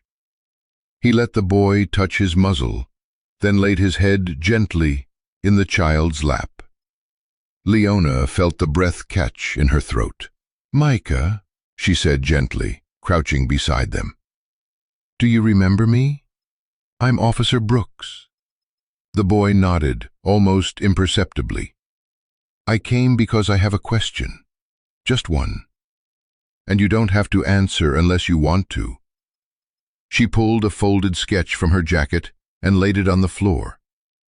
A man's face, sharp jaw, weathered eyes, thick eyebrows. Silas Ward. Micah didn't react at first, but then his hand froze on Echo's fur. His thumb curled in. His eyes narrowed, locked on the image. "Do you know him?" Leona asked softly. Micah nodded. "Where?" The boy spoke for the first time, voice barely louder than breath. "White van." Leona leaned in. "He has—" Gasped softly from the doorway. Leona remained still. "Did you go?" "No, I ran." He looked away. "I saw the girl cry. She had a monkey." Leona's throat tightened. "A monkey toy?" Micah nodded. "Pink. She screamed, but he told her to shut up. Then he closed the suitcase." Suitcase. Leona's stomach turned. Echo rested his head in Micah's lap again, as if trying to shoulder the boy's memory. She showed him one more sketch, a face cropped from the database labeled Unmatched Transports. A girl with wide eyes, curly hair. Micah stared, then pointed. "That's her, the monkey girl." It was the girl from the suitcase. Leona gathered the sketches slowly. Her mind was racing. A white van, airport keys, a child who matched the recent victim, and Silas somehow embedded in it all, protected by layers of vanished documentation. But now they had a witness, a child no one believed, just like Echo. She crouched beside him, resting a hand on the dog's back. "You knew before any of us," she whispered. "Didn't you, boy?" Echo blinked slowly. There was no pride in his eyes, only sorrow. Micah tugged her sleeve. "He's not just a dog," he said quietly. Leona turned. "No, he's not." "He remembers," Micah added, "like I do." Leona rose and looked to Teresa. "Protect this boy. Don't let anyone near him who doesn't belong here. I'll assign a patrol." "You think he's in danger?" "I think he remembers enough to burn everything down." Teresa nodded grimly. Leona called Echo back to her side and gave him a quiet, "Good boy." As they walked down the hallway, Leona felt it, something rising, a thread unraveling. Echo didn't need words to tell her, neither did the boy. The silence was breaking, and for the first time in years, she knew which way to follow it. The clock read 2:17 a.m. when the call came through. Leona didn't wait for backup. Echo was already at the door, ears sharp, muscles tense, as if he'd known this night would come. The rain had stopped, but the silence it left behind was worse, thick and waiting, like something sacred was about to be broken. Airport records had flagged a silent motion alert at Hangar 9B, An old private cargo bay shut down for renovation 3 years ago, near the far western fence line of the airport. No inbound flights, no authorized personnel, but something moved inside. Something Echo had scented 2 hours ago as they patrolled the north terminal. He hadn't barked. He had whimpered. He didn't move. He didn't blink. He just stepped forward. The rusted hangar doors groaned as they were forced apart. Not wide, just enough for Echo to slip through. Leona let out a slow breath, whispered, "Seek," and unhooked the leash. The German shepherd vanished into the dark like a ghost returning home. Inside, the air was thick with mildew and rust. The high ceiling swallowed sound. Leona followed behind slowly, flashlight angled low, breath held tight. Her radio crackled again, low voice from the northern side. Possible motion, upper office, nothing below. But Echo wasn't heading up. He moved low and fast, tail stiff, breath sharp through his nostrils. Then he froze, one paw lifted, head tilted. A low growl rumbled in his throat, not angry, warning. He turned sharply and bolted toward the back corner, claws skidding across the concrete. Leona followed, heart pounding, and then his bark shattered the silence. Short, urgent, alive. "Echo," she called, sprinting now, flashlight bouncing. She found him at the far end, beside an industrial storage cage chained shut with a rusted padlock. Inside, 4 children, all under 12, all pale, all still, and one of them, a girl, older than the others, curled like a whisper in the corner, lifted her head as Leona's light fell across her face. Dark curls, freckles, a faint scar on the chin. Time blurred. The girl blinked slowly, then mouthed something without sound. "Auntie." Leona collapsed to her knees. Maya, her Maya, no longer 8, now a teenager, hollow-eyed and trembling, but alive. Echo pressed his head through the bars, whining softly, tail wagging, nose nudging Maya's hand, as if checking for proof. Maya reached back, fingers shaking, touching his fur like it was the only real thing in the world. A metallic creak behind them. "Contact, north stairwell," came a voice in Leona's earpiece. Gunfire erupted. 2 shots, then a shout. "Target down, 1 fleeing." Leona pulled her weapon, heart still trying to catch up with the moment. "Get these kids out now," she barked to the team storming in behind her. She yanked at the lock, rusted solid. "Bolt cutters, now!" One of the officers passed them forward. 2 hard snaps. The chain fell away. The cage door swung open. The kids didn't run. They stayed huddled, frozen by fear. But Maya, she rose slowly, stepped out, and walked straight into Leona's arms. Her voice cracked like dry leaves. You still wear vanilla shampoo." Leona broke. She held her niece like she might disappear again if she loosened her grip. Echo circled them, whining, tail sweeping low like a flag of relief. He nudged Maya's leg, then licked her trembling hand. Behind them, sirens were finally approaching, but the moment was already full, complete. A girl saved, a bond unbroken, and a dog who never stopped knowing. Outside, medics rushed to treat the children, blankets, IV, as if it were the last familiar thing in the world. Leona knelt beside Echo, eyes full. "You brought me back to her," she whispered, brushing mud from his muzzle. "You never stopped telling us. We just didn't listen." Echo licked her cheek once, then leaned into her chest. The girl from the suitcase, the girl from the cage, the girl Echo never gave up on. It was never just instinct. It was memory. It was loyalty. It was love that stayed behind long after the world moved on. The exam room was too bright for memories this dark. Fluorescent panels buzzed overhead, making thin halos on Maya's tangled hair, casting Leona's uniform into harsh angles. The walls, painted a cheerfully insistent robin egg blue, reeked faintly of disinfectant and something sweet, meant to calm children. It didn't work. Not tonight. Maya sat on the edge of the gurney, bare feet curled tight beneath her. a paper blanket draped across narrow shoulders. She clutched it like armor, knuckles white. Knuckles still the same small ridges Leona remembered from piggyback rides.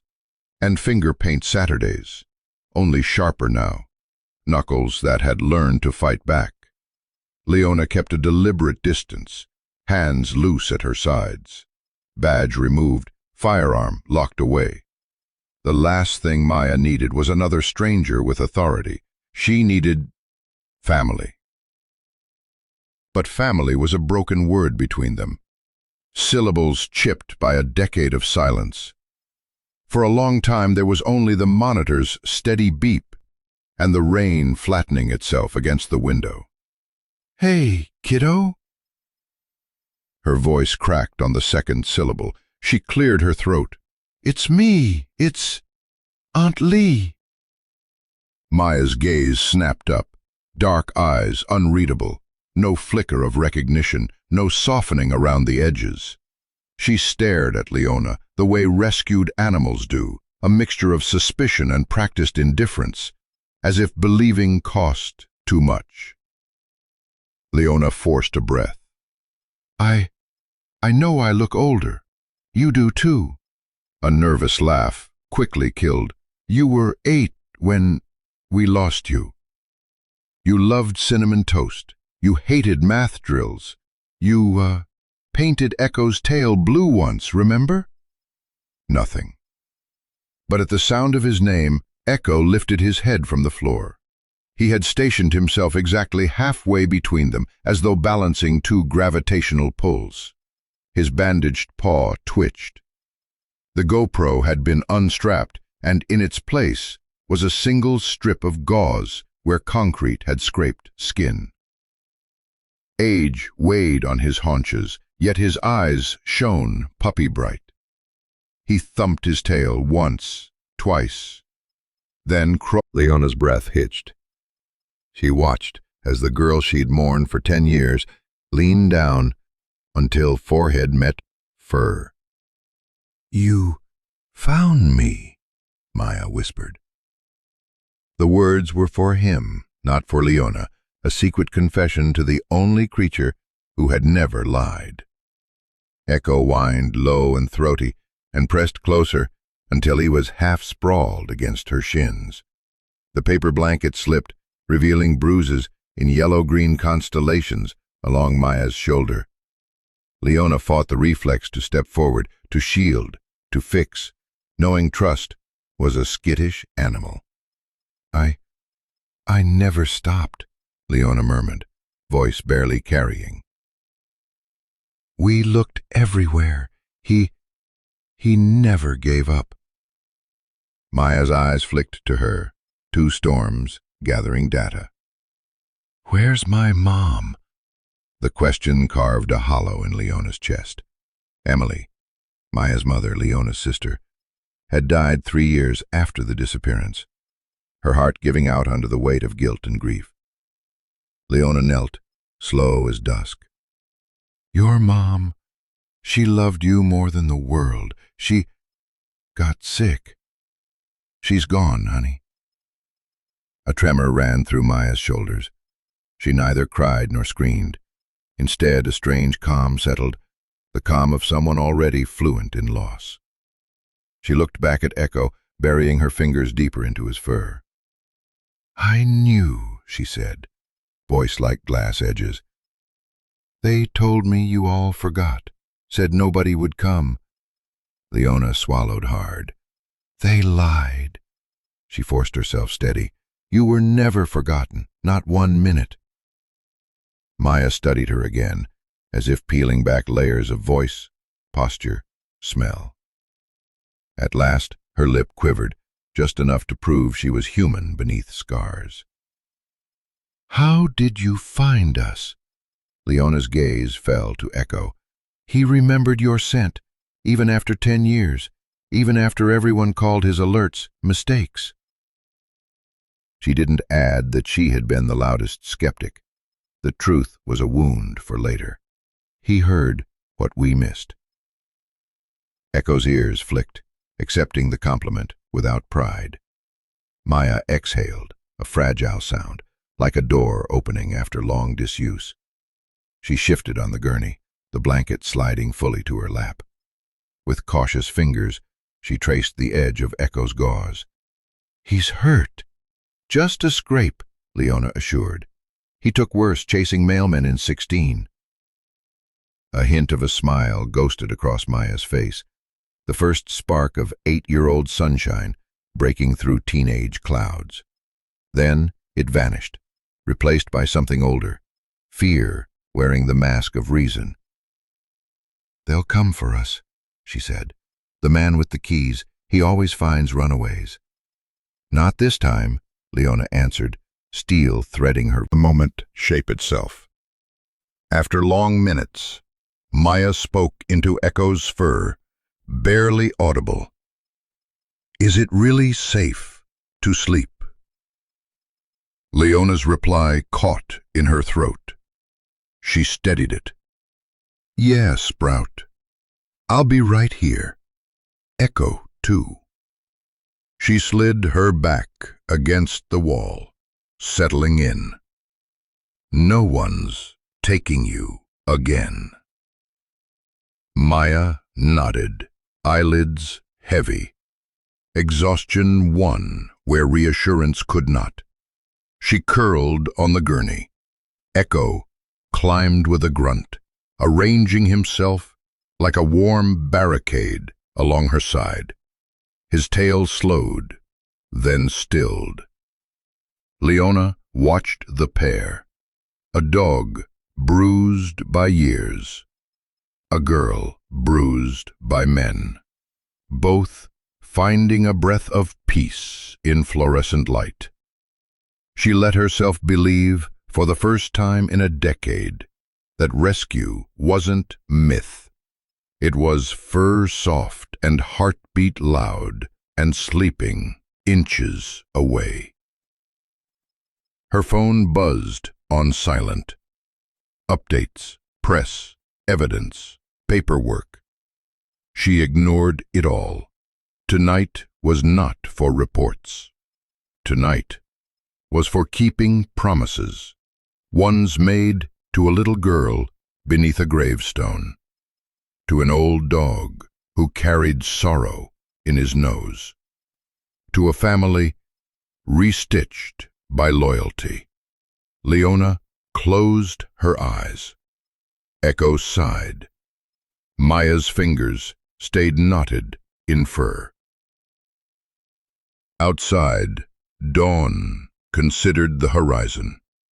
Inside, the monitor kept time. Steady, steadfast, refusing to forget.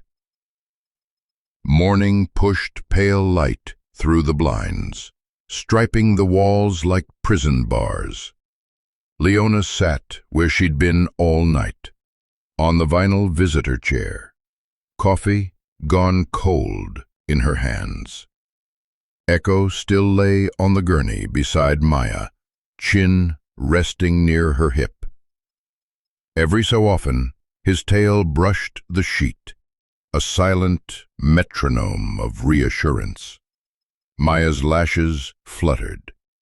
The girl, no, the young woman, blinked up at the ceiling, as though surfacing from a deep pool. Her fingers searched automatically for Echo's fur, found it curled in. Leona straightened. "Hey, sunshine." Maya turned her head. For a moment, confusion shadowed her eyes. Then memory slid into place.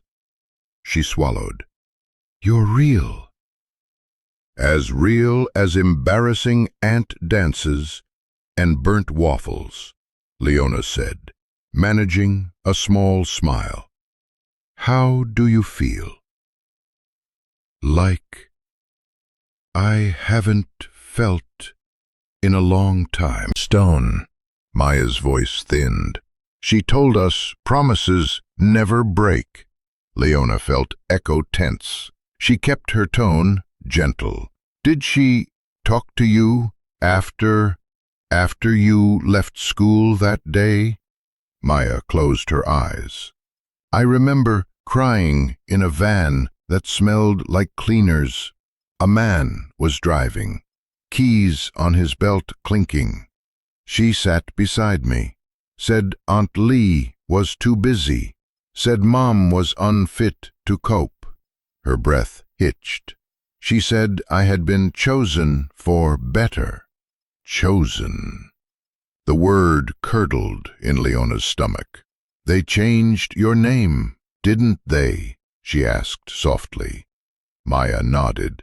They called me Rowan, told me Maya was a past life. Past lives are dangerous. Draw attention. She began rubbing her wrist, a reflex, and Leona saw faint impressions, numbers once inked, now faded.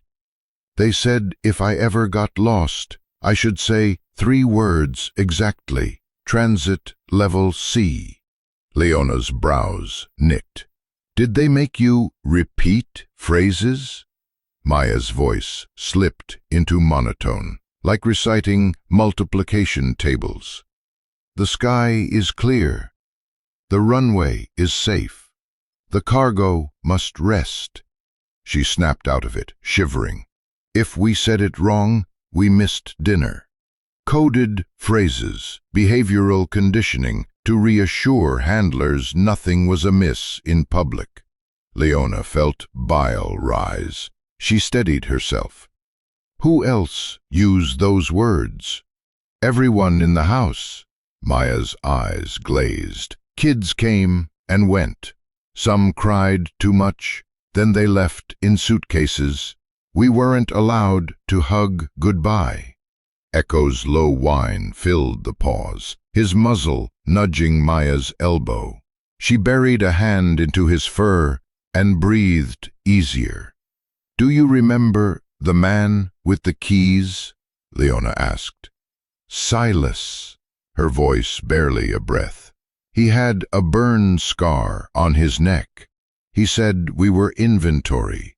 She pressed her palm over her own throat, as though feeling phantom fingers.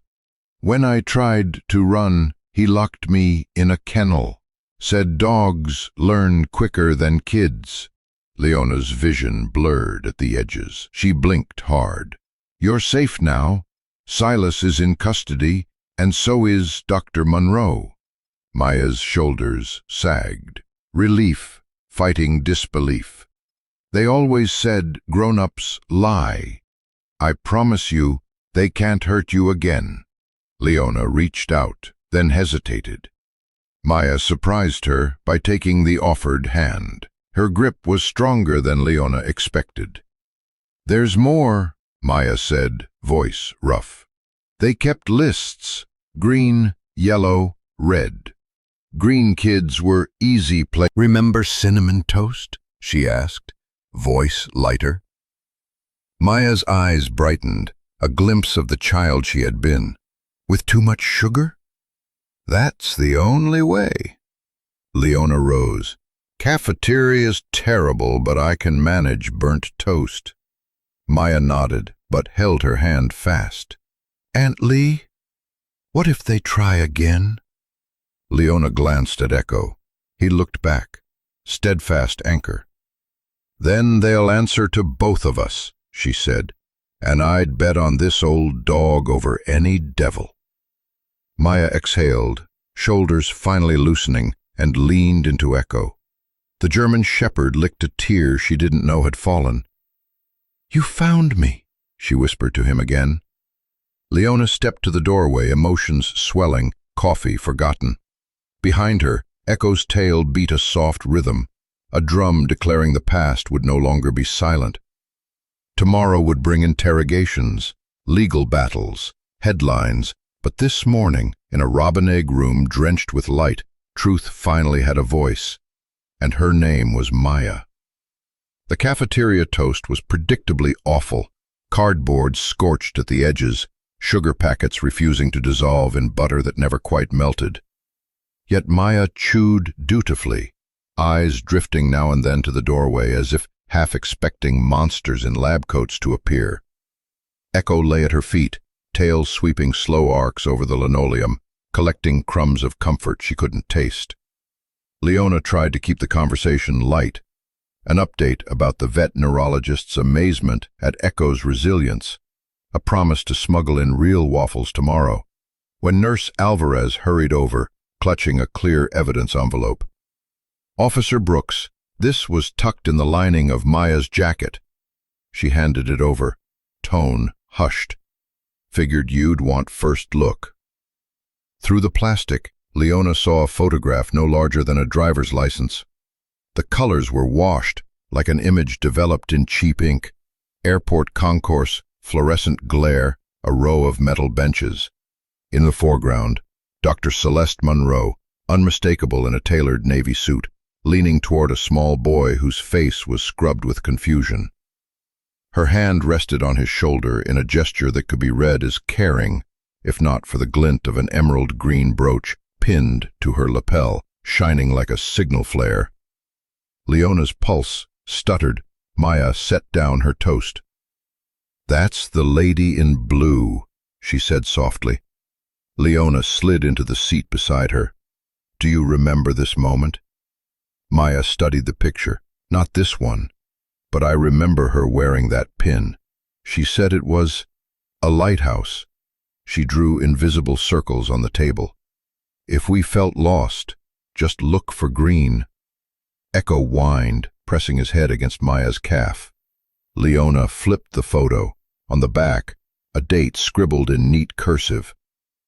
06. Twice. She'd done it in plain sight, on camera, like a commuter punching a time card. With a symbol, an emerald beacon, children were taught to trust. Maya's voice pulled her back. She kept a book, red leather. Every time a kid left, she wrote their name. Then she'd tie a green ribbon on the page. Maya's hands shook despite Echo's nudge. She told us green meant safe landing. Leona's jaw clenched. Safe. A suitcase in a cargo hold, a kennel in a hangar. She blinked hard, tamping fury into focus. "This boy," she said, tapping the image, "do you recognize him?" Maya squinted. "That's Isaac. He cried a lot. They said he was a red case after 3 days. She swallowed. "Red means, I know what red means." Leona pocketed the photo. "Do you know where Isaac went?" Maya shook her head. "One night he was there, next morning his bed was gone." Leona rose, coffee forgotten. "I have to get this to evidence. Maya, can you work with Detective Reeves to sketch Monroe's book, lay out colors, any names you recall?" She hesitated, asking more from a girl already spent, but Maya straightened. "If it helps the others, yes." Leona squeezed her shoulder. "It helps." Echo stood, stretching arthritic joints, then followed Leona down the hallway. Halfway to the elevator he paused, looking back at Maya. A soft whine rose. "She's safe," Leona assured. He resumed pace. In the evidence lab, technicians enlarged the photograph on a monitor.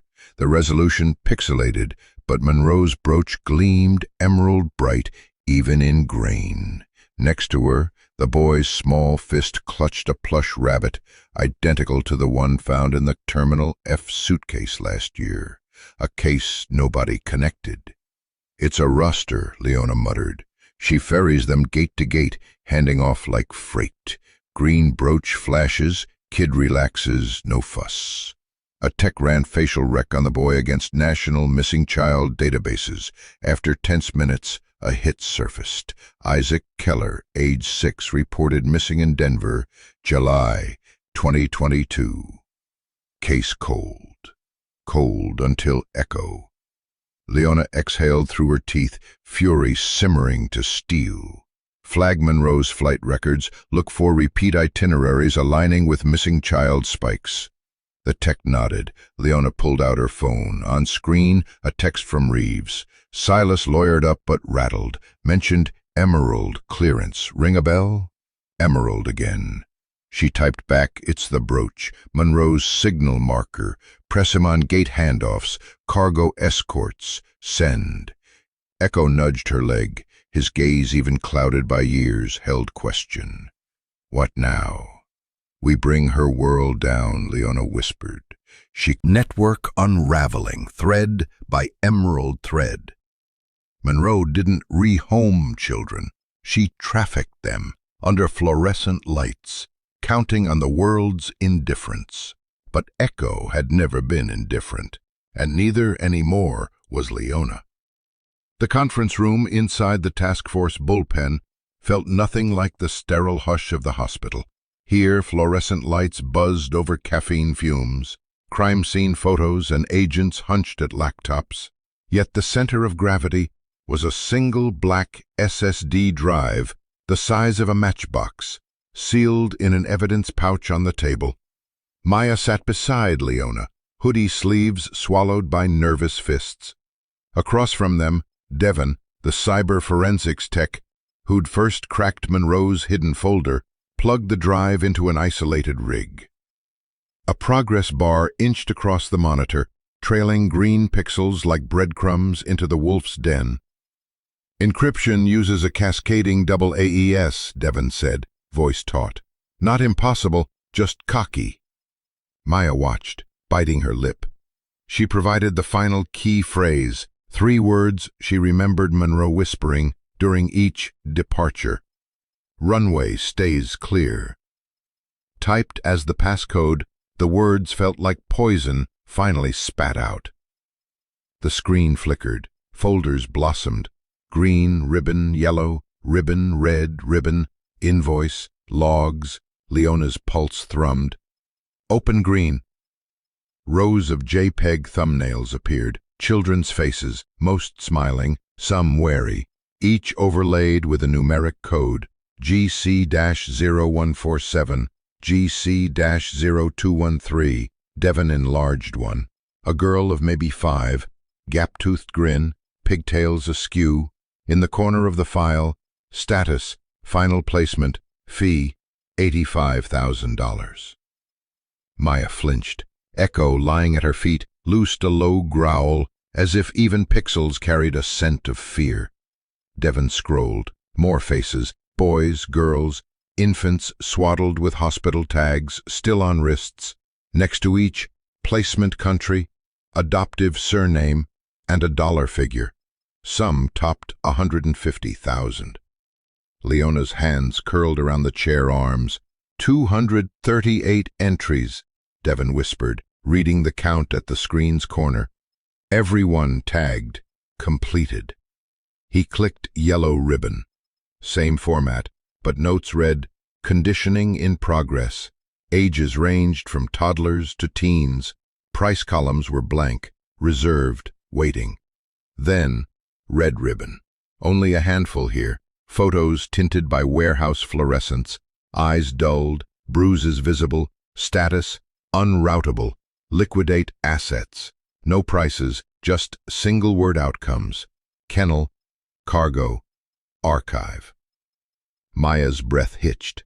Leona reached under the table, squeezed her niece's hand.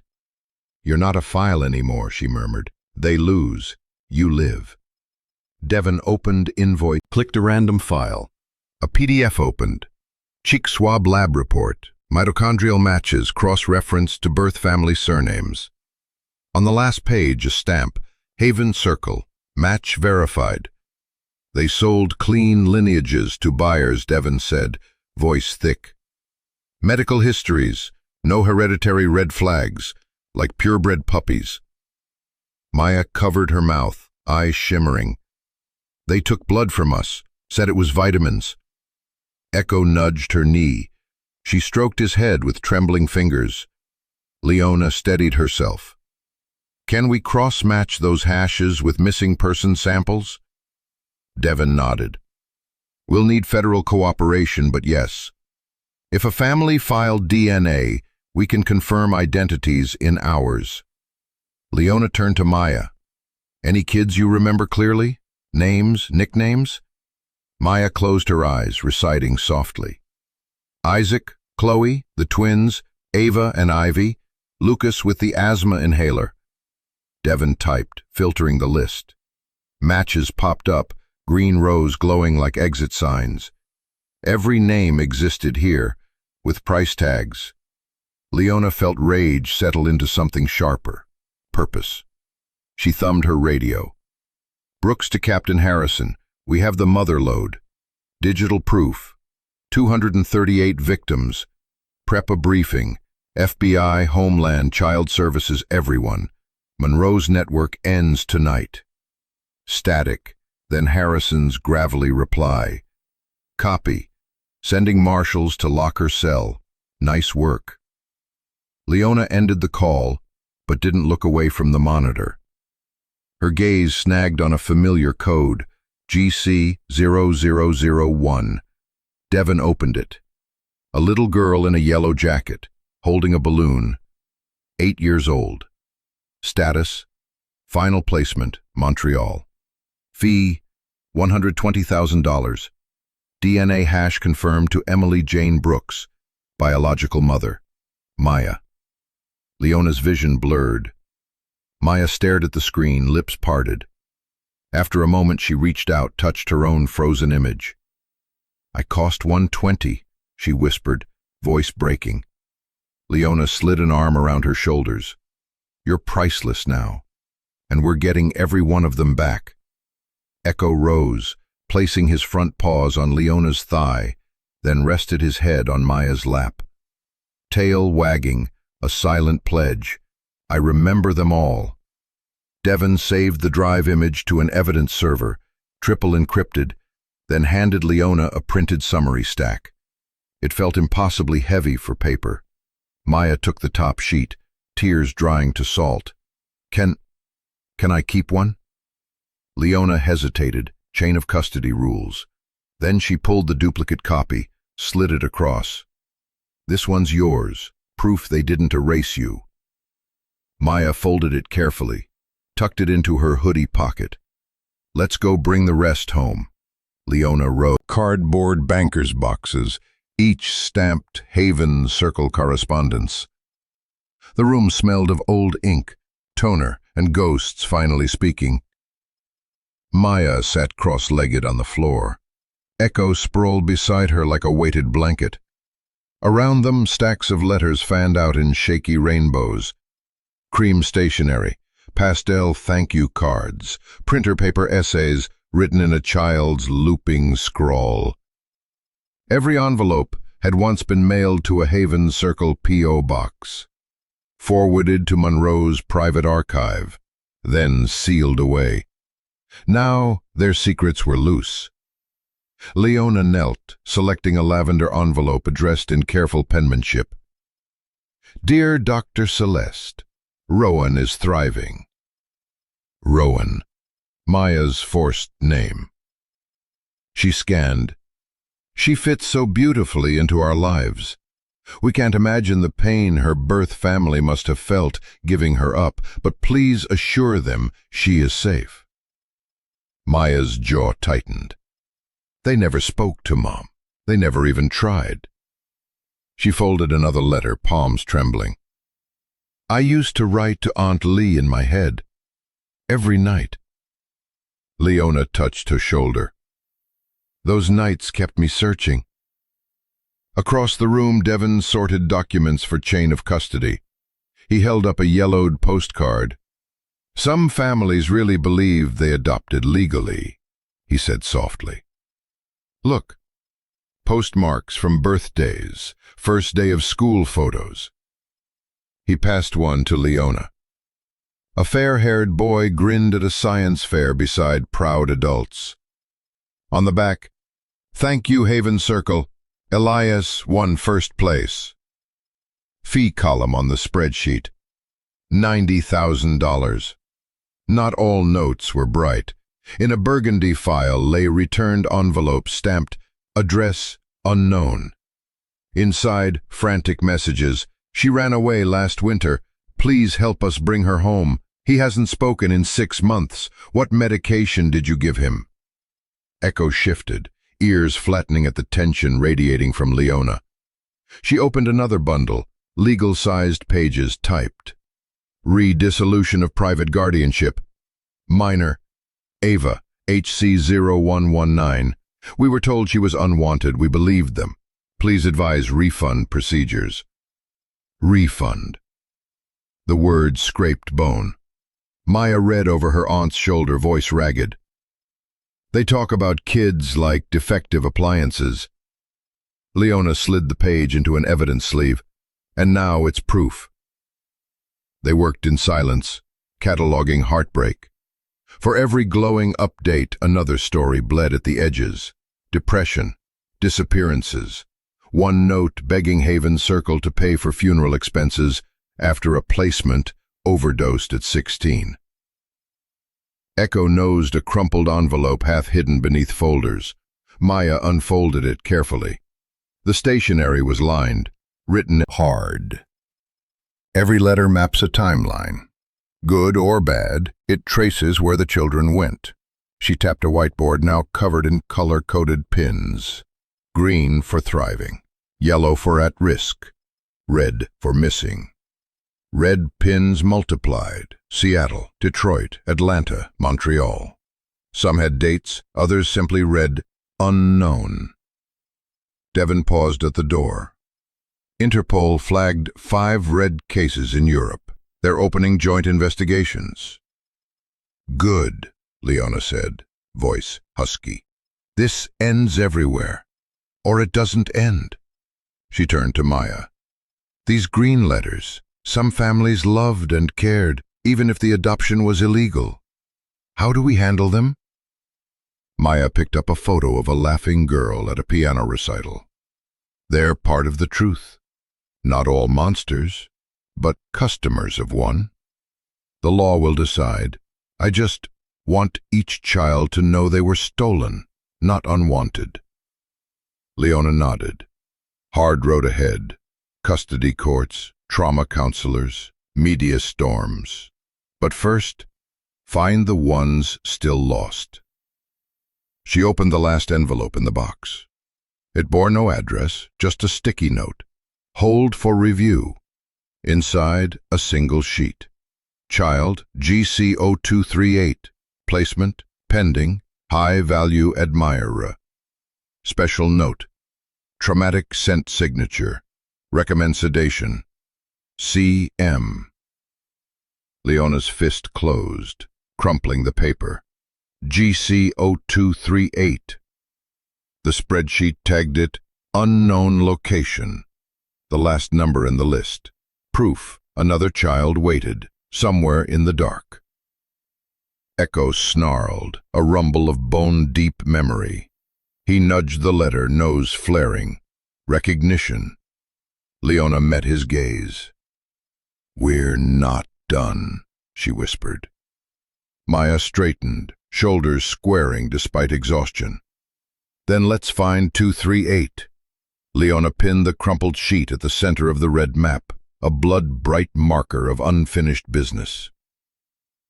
Around them, letters rustled, a paper chorus of voices long ignored. Survivors and ghosts, gratitude and grief, all testifying that love can bloom in stolen soil, but truth still demands the light. Echo barked once, sharp and sure. The room stilled, listening. Time to move. Rain hammered the task force windows as midnight slipped toward morning. Most desks lay abandoned under tired desk lamps, but Leona, Maya, and Echo were still sifting boxes when Detective Reeves pushed through the door, carrying a plastic evidence crate. Came by courier from Harris County PD, he said, setting it down with a thud. Cold case archive. They flagged a death we missed. Leona arched a brow. Another placement parent? Reeves shook his head. Former Haven Circle handler. Name's Jonas Kipner. Found dead in a sealed manila envelope, thick with paper. A sticky note on the envelope read, "To whom it may concern.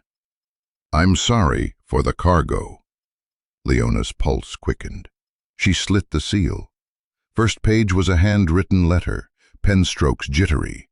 I can't keep them quiet anymore. The kid's in the dark. I smelled him when I sleep. The lady in blue said it was Mercy. Silas said, cash is cash. I believed them until the red case, the boy who never woke up. I quit that night. But you can't quit this noise. If someone cares, go to the place we staged the unrootables. I drew you a map. Maybe you can hear them before another suitcase closes. A fat tear blot stained the bottom. Ink bled like bruises. Leona's hands trembled. Maya shifted closer, reading over her shoulder. Echo stepped forward, pressing his muzzle to the page, then sniffing the air. Tail rigid. Behind a letter lay architectural sketches, photocopies of building plans. Stamped in one corner, Allied Logistics Warehouse, HOU, Facility 3. Red ink circled a sub-basement loading corridor labeled Cargo Prep C. Next to it, scribbled directions: enter through janitor hatch behind Bay 4, keypad 0317. Reeves whistled low. That's 8 miles from the Houston airport. Been abandoned since Hurricane Harvey. Leona flipped another sheet. A hand-drawn diagram of cages, dimensions, chain measurements, ventilation notes. Beside them, numbers, ages, GC codes, and one line of bold print. Red unit equals archive hold. Maya's skin went gooseflesh. Archive, she whispered. That means kids. They can't sell. Echo whined again, pawing the floor, eyes locked on the letter as though scent alone pulled him south. Leona crouched, let him sniff the blueprint. He stiffened, then barked, sharp, definitive. The same bark he'd given at gate D27, before they found the suitcase. He knows that smell, Leona muttered. Chemicals? Disinfectant? Maya shook her head. They wiped everything with pine cleaner to hide other smells. Pine. Leona inhaled. The letter bore a faint, medicinal evergreen note clinging to cheap motel air. She met Reeves's gaze. Echo's mapping scent memory to place. If he's reacting, we move, tonight. Reeves already had his phone out. I'll spin up SWAT. Harris County can meet us on site. 2 hours later, a command van bounced down a pitted service road outside Houston. Thunder rolled distant. Floodlights cut fat cones through mist. Echo stood braced at the rear doors, GoPro reharnessed, tail low but wagging, anticipation, not fear. Inside the tinny van cabin, Leona studied Kipner's blueprint one last time. Echo and I clear cargo. Maya's eyes shone stubborn tears. Bring them back. Every one, Leona promised. The van halted. Rain sheeted sideways across the cracked loading dock of Allied Logistics. Metal siding hung like peeling skin, hurricane scars never repaired. But the keypad hatch glinted under a single rusted floodlight. Team A, breach on my count, the SWAT leader ordered. Leona unclipped Echo's leash. His ears locked on the door, muscles tense. Seek, she whispered. He launched forward as the hydraulic cutter snapped the hatch lock. The door yawned open, exhaling rot and pine cleanser. Exactly the scent burnt into Echo's memory. He vanished into darkness. Leona followed, flashlight off, trusting his shadow. Corridors branched like arteries. Water dripped from exposed vents. Echo veered left, nose low. Leona's heart hammered in sync with each silent step. 20 yards in, he stopped at a steel grate mid-hall, padlocked. Blueprints had marked a ladder beneath. Bolt cutters emerged. The grate clanged open. Echo descended first, claws ringing on iron rungs, disappearing into black. Leona dropped, boots landing in ankle-deep water. Her light sliced the gloom. Concrete cellar, rusted shelving, and at the far wall, 5 kennels welded inside chain link. Echo stood before the first, barking urgently.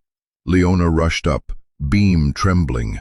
Inside, 2 children huddled, a boy maybe 7, a toddler girl hugging a stuffed elephant, eyes wide, silent. "Allied PD, you're safe," Leona breathed, voice cracking. Keys rattled, cuffs snapped. The gate swung. Echo slipped inside, licking small faces, tail thumping gentle thunder.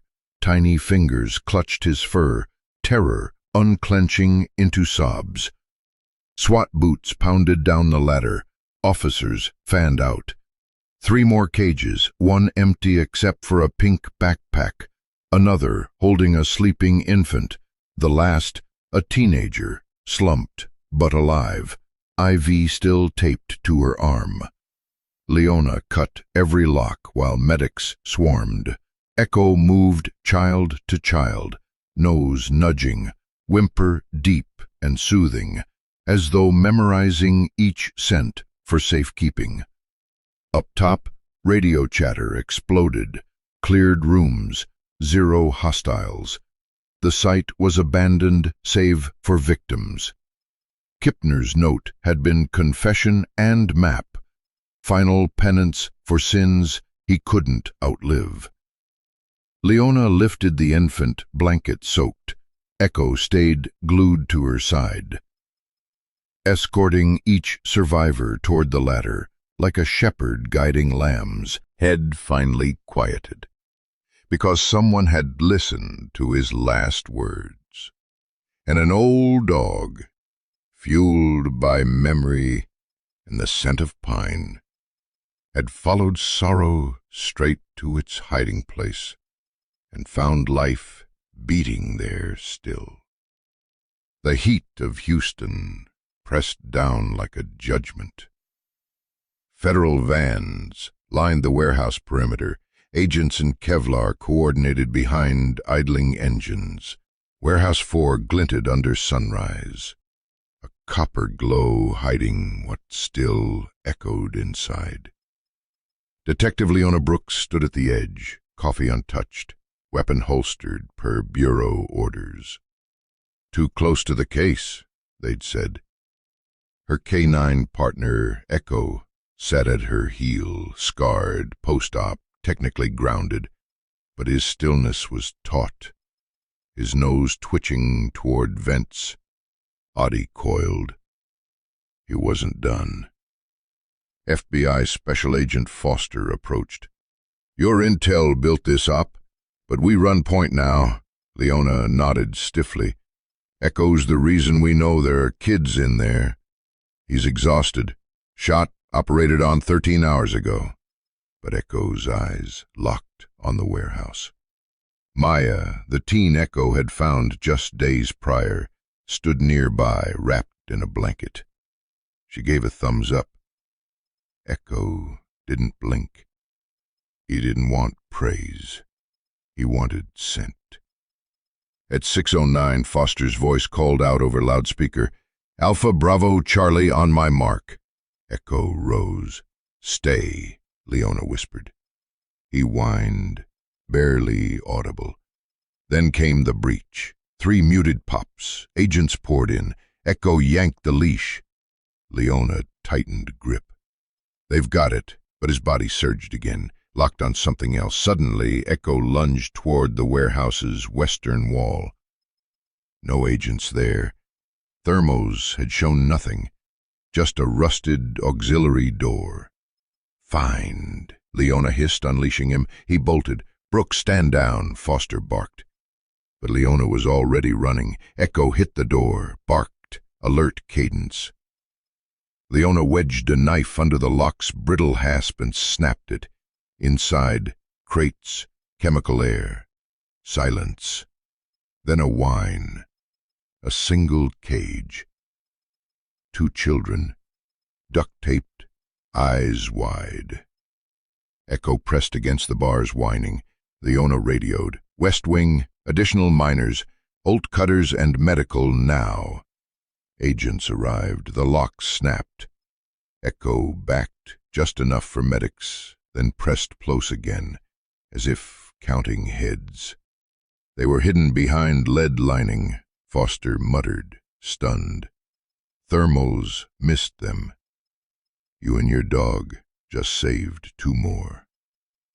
Leona stroked Echo's neck. He did the saving. I just finally listened. Cracked. He slammed the boy out of harm's way. Leona fired. The suspect fell. Agents swarmed. But Leona dropped to her knees beside Echo. Blood soaked Echo's side. The boy beneath him trembled, unhurt. Echo licked her wrist, tail thumping weakly. "Stay with me," she whispered. A medic ran in. Through and through, upper thorax. "We can stabilize if we move now." Nearby, the newborn girl turned blue. A medic adjusted her mask. "Maybe 36 weeks. She needs NICU, now." Leona brushed the infant's cheek. "You're not cargo anymore." Echo's stretcher passed. Maya ran beside him, crying, "He can't die, he found me." Leona squeezed her shoulder. "He's too stubborn to quit." As they loaded Echo into an ambulance, his eyes found Leona's across the chaos. His look said everything. Mission not over. Finish it. Leona nodded. A promise. The emergency vet hospital sat 2 blocks from Texas Children's. Echo couldn't share the ride with the baby. Once again, he became cargo. Maya and Leona sprinted in behind the stretcher. Blood dotted Maya's shoes. Leona hadn't noticed until she nearly slipped. "GS, male, GSW, right thorax." The vet barked into triage. The jargon blurred. Leona only heard Echo's labored breathing, wet now. She chased him to the surgical wing until a nurse blocked her. "You can't go past the line. He's my partner, and they're trying to save him." The doors shut. Red light blinked. Leona sank to the floor. A sob broke loose. Years of grief cracked wide open. Maya knelt beside her, arms gentle. "He found me," Maya whispered. "Now it's our turn." Leona pressed trembling fingers to her mouth. "He never thinks of himself. I told him he was done, and he still jumped." Maya held tighter. "He taught me people still listen. If we listen like he does, we'll find the rest." Red light. Tick, tick. A young tech approached. "Detective Brooks?" Leona stood. "Status?" "He's stable for surgery. Bullet nicked an artery, caused hemothorax. We're clamping now. Updates every 15. Leona exhaled. "Thank you." The tech hesitated. "They told me he pushed that boy clear. Good dog." Leona nodded, too full for words. Maya and she moved to the chairs. They sat in silence, thick with memory. Echo had waited at the foot. List waited. Dozens of names, each still someone's missing heartbeat. Inside ICU, Echo lay sedated, chest bandaged, tubes in place. Maya sat beside him, paw in hand. Leona lingered outside. The mission wasn't over. But the heartbeat that carried it would live to chase hope again. She closed her eyes, whispered the simplest prayer she knew. "Heal, partner. We're not done listening yet." 6 weeks after the raid, The sliding doors of Children's Mercy parted to a quiet miracle. Eckel, the German shepherd once shot saving children, now trotted in with a custom wheelchair gleaming beneath his powder blue therapy vest. The patch read, "Therapy K9, Eckel," and beneath it, "He hears what hearts won't say." He paused at the lobby mat, nose testing layers of antiseptic, crayon wax, and worry. This was no longer a battlefield. It was his new beat. Leona knelt beside him, adjusting his harness. Scarred fur grew in tufts, but his gaze was steady. "Ready to work, partner?" His tail thumped against the frame. Behind her, Maya, now a hospital volunteer, stepped forward. First stop, oncology, Mateo Ortiz, 6 years old. On the 5th floor, silence met them. But when they rolled into room 504, Mateo's pale eyes lit up at the sight of Echo's wheels. "What happened to his legs?" he whispered. "He's like Iron Man now," Maya said. "Wheels make him super." Mateo laughed, a sound the nurses hadn't heard all week.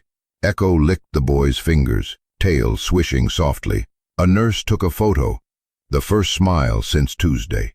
Next stop, the PICU window bay, where 3-year-old Emma, formerly infant doe number 3, waited in her own wheelchair, crayon drawing clutched tight. "Dog tore Echo," she squealed. She tucked her drawing into his vest. "Fly safe." Echo leaned in, nose to forehead, tail tapping out her own private anthem. Some rooms needed silence. In palliative 327, teenager Kamari hadn't spoken to anyone in days. Echo entered quietly, no bark, no nudge, just presence. Minutes passed before Kamari's hand found fur and his shoulders eased. By afternoon, word of the visiting dog on wheels had spread. Echo became a walking bomb, helping toddlers pronounce E-E-Cho, pacing therapy laps, showing caste-laden kids what courage looks like. At the glass wall overlooking downtown, Maya crouched beside him. "Next, we find 238, she said, "and every suitcase still lost." Leona placed a palm on his scar. "You've got a new beat now. Hugs instead." Climax. When the dog shields the smallest star, she whispered, "That part is real. You were my shield." After a pause, Ellie asked, "Can he come to my school someday? Some kids might be scared of alarms." Leona knelt, heart caught in her throat. "If Echo's healthy, and they say yes, I think he'd love to." Back in the hallway, Ellie clutched her empty folder like a mission brief. "Do you think the other kids will get dogs too?" "They'll get what they need," Leona promised, "because you're helping us find them." Saturday, University Neurobehavioral Center, Lab 406. Echo rolled into the custom MRI bay, head high beneath a terry cloth cape. Behind him, Maya wheeled in with a laptop covered in stickers, neurons, paw prints, a ribbon from Haven Circle's ledger. Dr. Mariana Song greeted them. "You ready to make history again?" Leona signed the consent form. "If this tells us why he hears what others miss, I'll buy you a new magnet." Song grinned. $2 million. I'll hold you to that." Echo was prepped, minimal sedation, head cradled in a half-moon coil. Nearby sat scent samples, cortisol-soaked swabs, control sweat, and saline. "Ready for trauma swab?" Song called. Maya unsealed the vial. The moment scent hit Echo's nose, scarlet flares lit his fMRI scan, amygdala, hippocampus, olfactory bulb, priming for rescue. "He's wired to detect layered suffering," Song whispered. "Olfaction, memory, empathy, fused." Paired audio came next. Echo flinched slightly at archived child whimpers. His brain lit again, but not at ambient noise, only precise trauma. "We can't copy him," Song said, "but we can trace it, create training protocols for others." "Project Resonance," Maya murmured. When it ended, Echo blinked slowly. Maya reattached his wheels. "5 stars, Professor." He wagged gently. Song handed Maya a printout of the neural flare. "Hang it next to the rocket drawing. Proof science can follow the heart." As they left, Leona whispered, "First, we turn his story into science. Then, into stories that never need rescuers." Maya nodded. "And he'll keep teaching until everyone hears." Outside, kids played. Echo paused, ears flicking. The screams weren't fear this time, just joy. He sniffed the breeze, confirmed safety, and rolled forward, woman, girl, and dog in sync. Their shadows stretched long behind them, silent, steadfast, ready. Because Echo didn't just smell sorrow, he chose, every single time, to answer it with hope. The airport concourse hummed with routine, boarding calls, lives crossed paths with his nose, and reporters ready to witness a tribute forged in bronze. At her side, Echo waited, vest brushed, tail thumping softly against his wheelchair. His eyes scanned faces calm and knowing. At 10 a.m., the PA fell silent. Captain Harrison stepped to the podium, voice rough with pride. 11 years ago, Echo began as a contraband K9. Last year, he did something greater. He listened when no one else did. He spoke of the ignored alerts, the children saved, the suitcase that shouldn't have held a child. His words braided duty with remorse, redemption earned by a dog in wheels. At last, he gestured. The canvas dropped, gasps rose. The sculpture stood life-size, Echo in mid-stride, paw lifted, ears alert. Behind him, a stylized suitcase lay open, its lid cradling a bronze paper airplane. The plaque read, Echo 2012-2025. He listened to what no one else could hear. K9 unit, defender of the voiceless. Maya wheeled Echo forward. He sniffed the air, then the statue, tail wagging in greeting. The crowd softened, tension dissolving into awe. Ellie Carter stepped forward, ribbon in her hair, a drawing in hand. Echo wearing a crown, labeled, My King of Safe. She taped it to the base, then retreated. Leona crouched beside the real Echo. They got your good side, partner. He nudged her arm, eyes drifting to her badge. She unpinned it. Gasps followed, not from media but fellow officers. She turned the badge over, its scratches etched in memory. Then she laid it on the plinth, just beneath Bronze Echo's paw. Service passing into legacy. I'm taking leave, Leona said softly. The task force is going national. They need trainers, survivor insight, Echo's brain maps. That's where we belong. Captain Harrison approached, brow raised. You sure? She looked at Echo, comforting Ellie, at the statue frozen mid-alert. He listened beyond the badge. It's time I do the same. Applause swelled, scattered, then soaring, gratitude in human echo. Is he retired now? Ellie asked. Leona smiled. Heroes don't retire. They just change uniforms. Maya looped an arm through hers. Ready to find the rest, detective without a badge? They walked forward, Leona, Maya, Ellie, and Echo, leaving behind a badge but carrying a promise. At Children's Mercy, the mailroom clerk wheeled in a canvas tote overflowing with letters, envelopes, and finger-painted cards addressed only Echo, Room 219. Leona and Maya sorted the pile while Echo dozed, tail twitching at the scent of long-distance ink. 12 return names glowed familiar. Red codes on the old master list, now resurfacing as adults who owed their futures to a dog's unrelenting Isaac, G0199, and a note. He wanted to draw Echo saving the stars. A framed diploma arrived from New Jersey with a letter. I was the boy under the blanket. Echo barked until they delayed the van. I'm 22 now, running a shelter for runaways. Because of him, I'm still here. Maya pressed a hand to her chest. They called him unplaceable. Vienna's letter contained a concert program.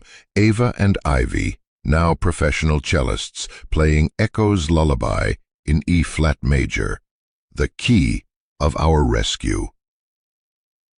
A sculpture arrived from Lucas, hands once trembled by CP, now steadied by art.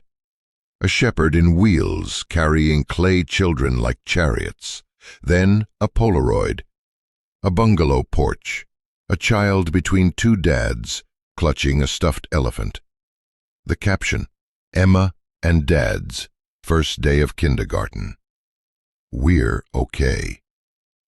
Last came a letter typed in Courier. Green ribbons burn red when ears go deaf. Echo barked for us. Tell him the tally is changing. No name, just a green fingerprint. Unmatched case 0001. Leona touched the print, tears blurring. 12. That's 12 found.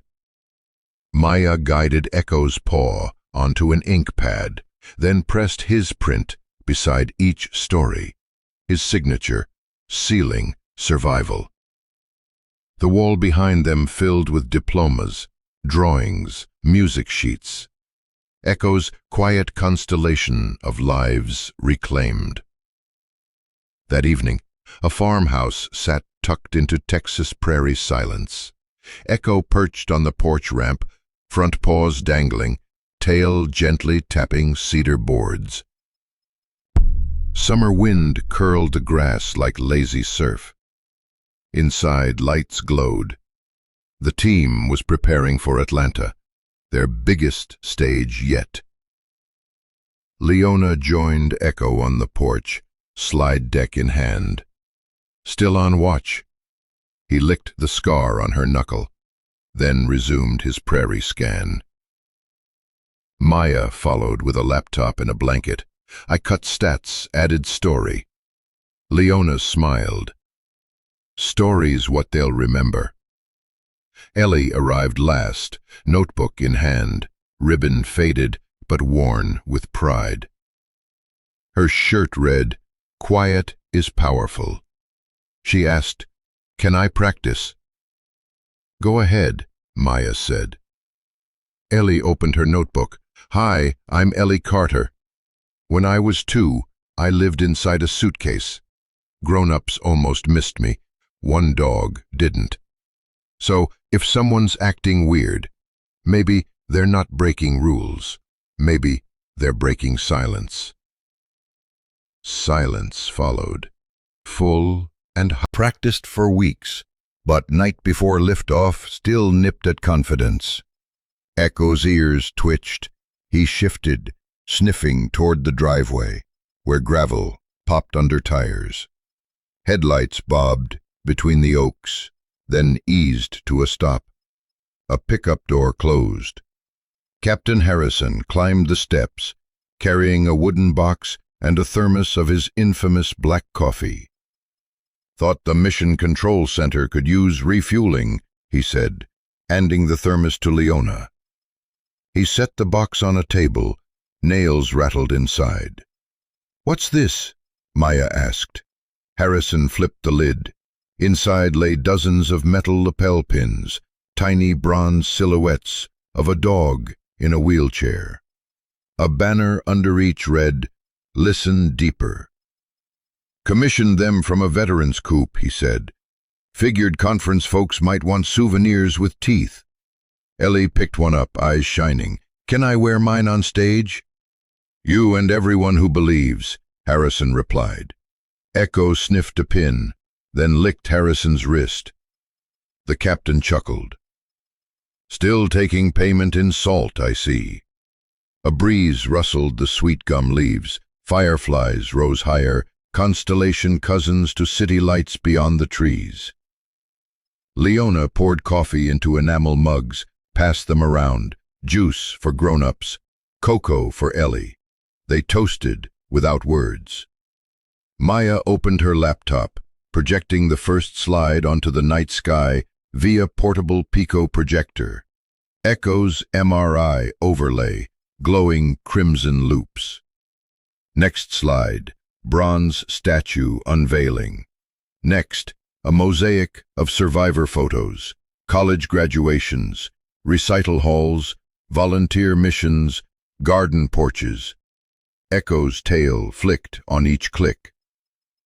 As if turning pages of a story he authored with his nose. Leona practiced her closing lines, voice steady yet grave. We misread silence as calm and barking as nuisance. Echo taught us the opposite. Some alarms are quiet. Some warnings have whiskers. If you hear something strange, lean in, not away. Ellie followed, reading her suitcase sentence again. Maya closed with a pledge. We will train ears, human and canine, to keep every runway, hallway and home safe for voices too small to yell. Rehearsal ended. Silence spread like a warm blanket. Crickets took up chorus. Harrison bid goodnight, promising rides to the airport at dawn. Inside, suitcases, empty this time, waited at the door, zipper teeth smiling instead of devouring. Leona sat again, gaze walking the horizon. Hard to believe tomorrow's a new mission. Maya nudged her. Different badge, same promise. Ellie rested her head on Echo's shoulder. Do you think he'll miss speaking? Leona smiled. Above, stars stitched silver, a satellite trailed like a thrown spark. Soon airplanes would carve new lines, carry new truths to a conference hall where skeptics waited. Maya closed her laptop. Time for bed, or we'll snooze through TSA. Ellie giggled. TSA can't snooze. Echo taught them better. They rose, gathering mugs. Leona wheeled Echo inside, wooden floor humming under rubber treads. Before closing the door, she looked back once.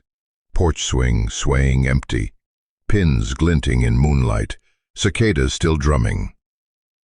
She felt a tug, not regret, but gratitude, that the quiet here would hold until their return. Echo settled onto his orthopedic bed, eyes already drifting. Maya draped a blanket over wheels. Ellie tucked the rocket cape around his shoulders. Leona switched off the lamp, but in the glow of hallway nightlight, she saw Echo's ears twitch, still listening, always listening. Tomorrow, they'd borrow stages and microphones, data charts and survivor stories. But tonight, message and messenger rested under the same roof. Don't dismiss the quiet ones. They may be trying to save you. Echo's tail thumped once more, punctuating the promise. Then the house exhaled, settling into silence deep enough to be heard.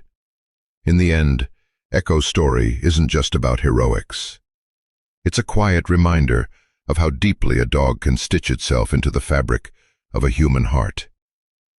German shepherds, with their steady eyes and tireless loyalty, often seem to understand us long before we'd found the words ourselves. They teach patience, offer comfort without judgment, and prove again and again that love spoken in tail wags can heal places ordinary language can't reach. If you've been wondering how to deepen that bond with your own four-legged friend, you might enjoy the free Canine Connection workbook the American Humane Society mails out on request.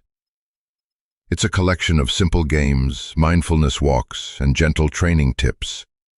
Nothing fancy, just thoughtful ways to say, I'm here too, in a language dogs already speak.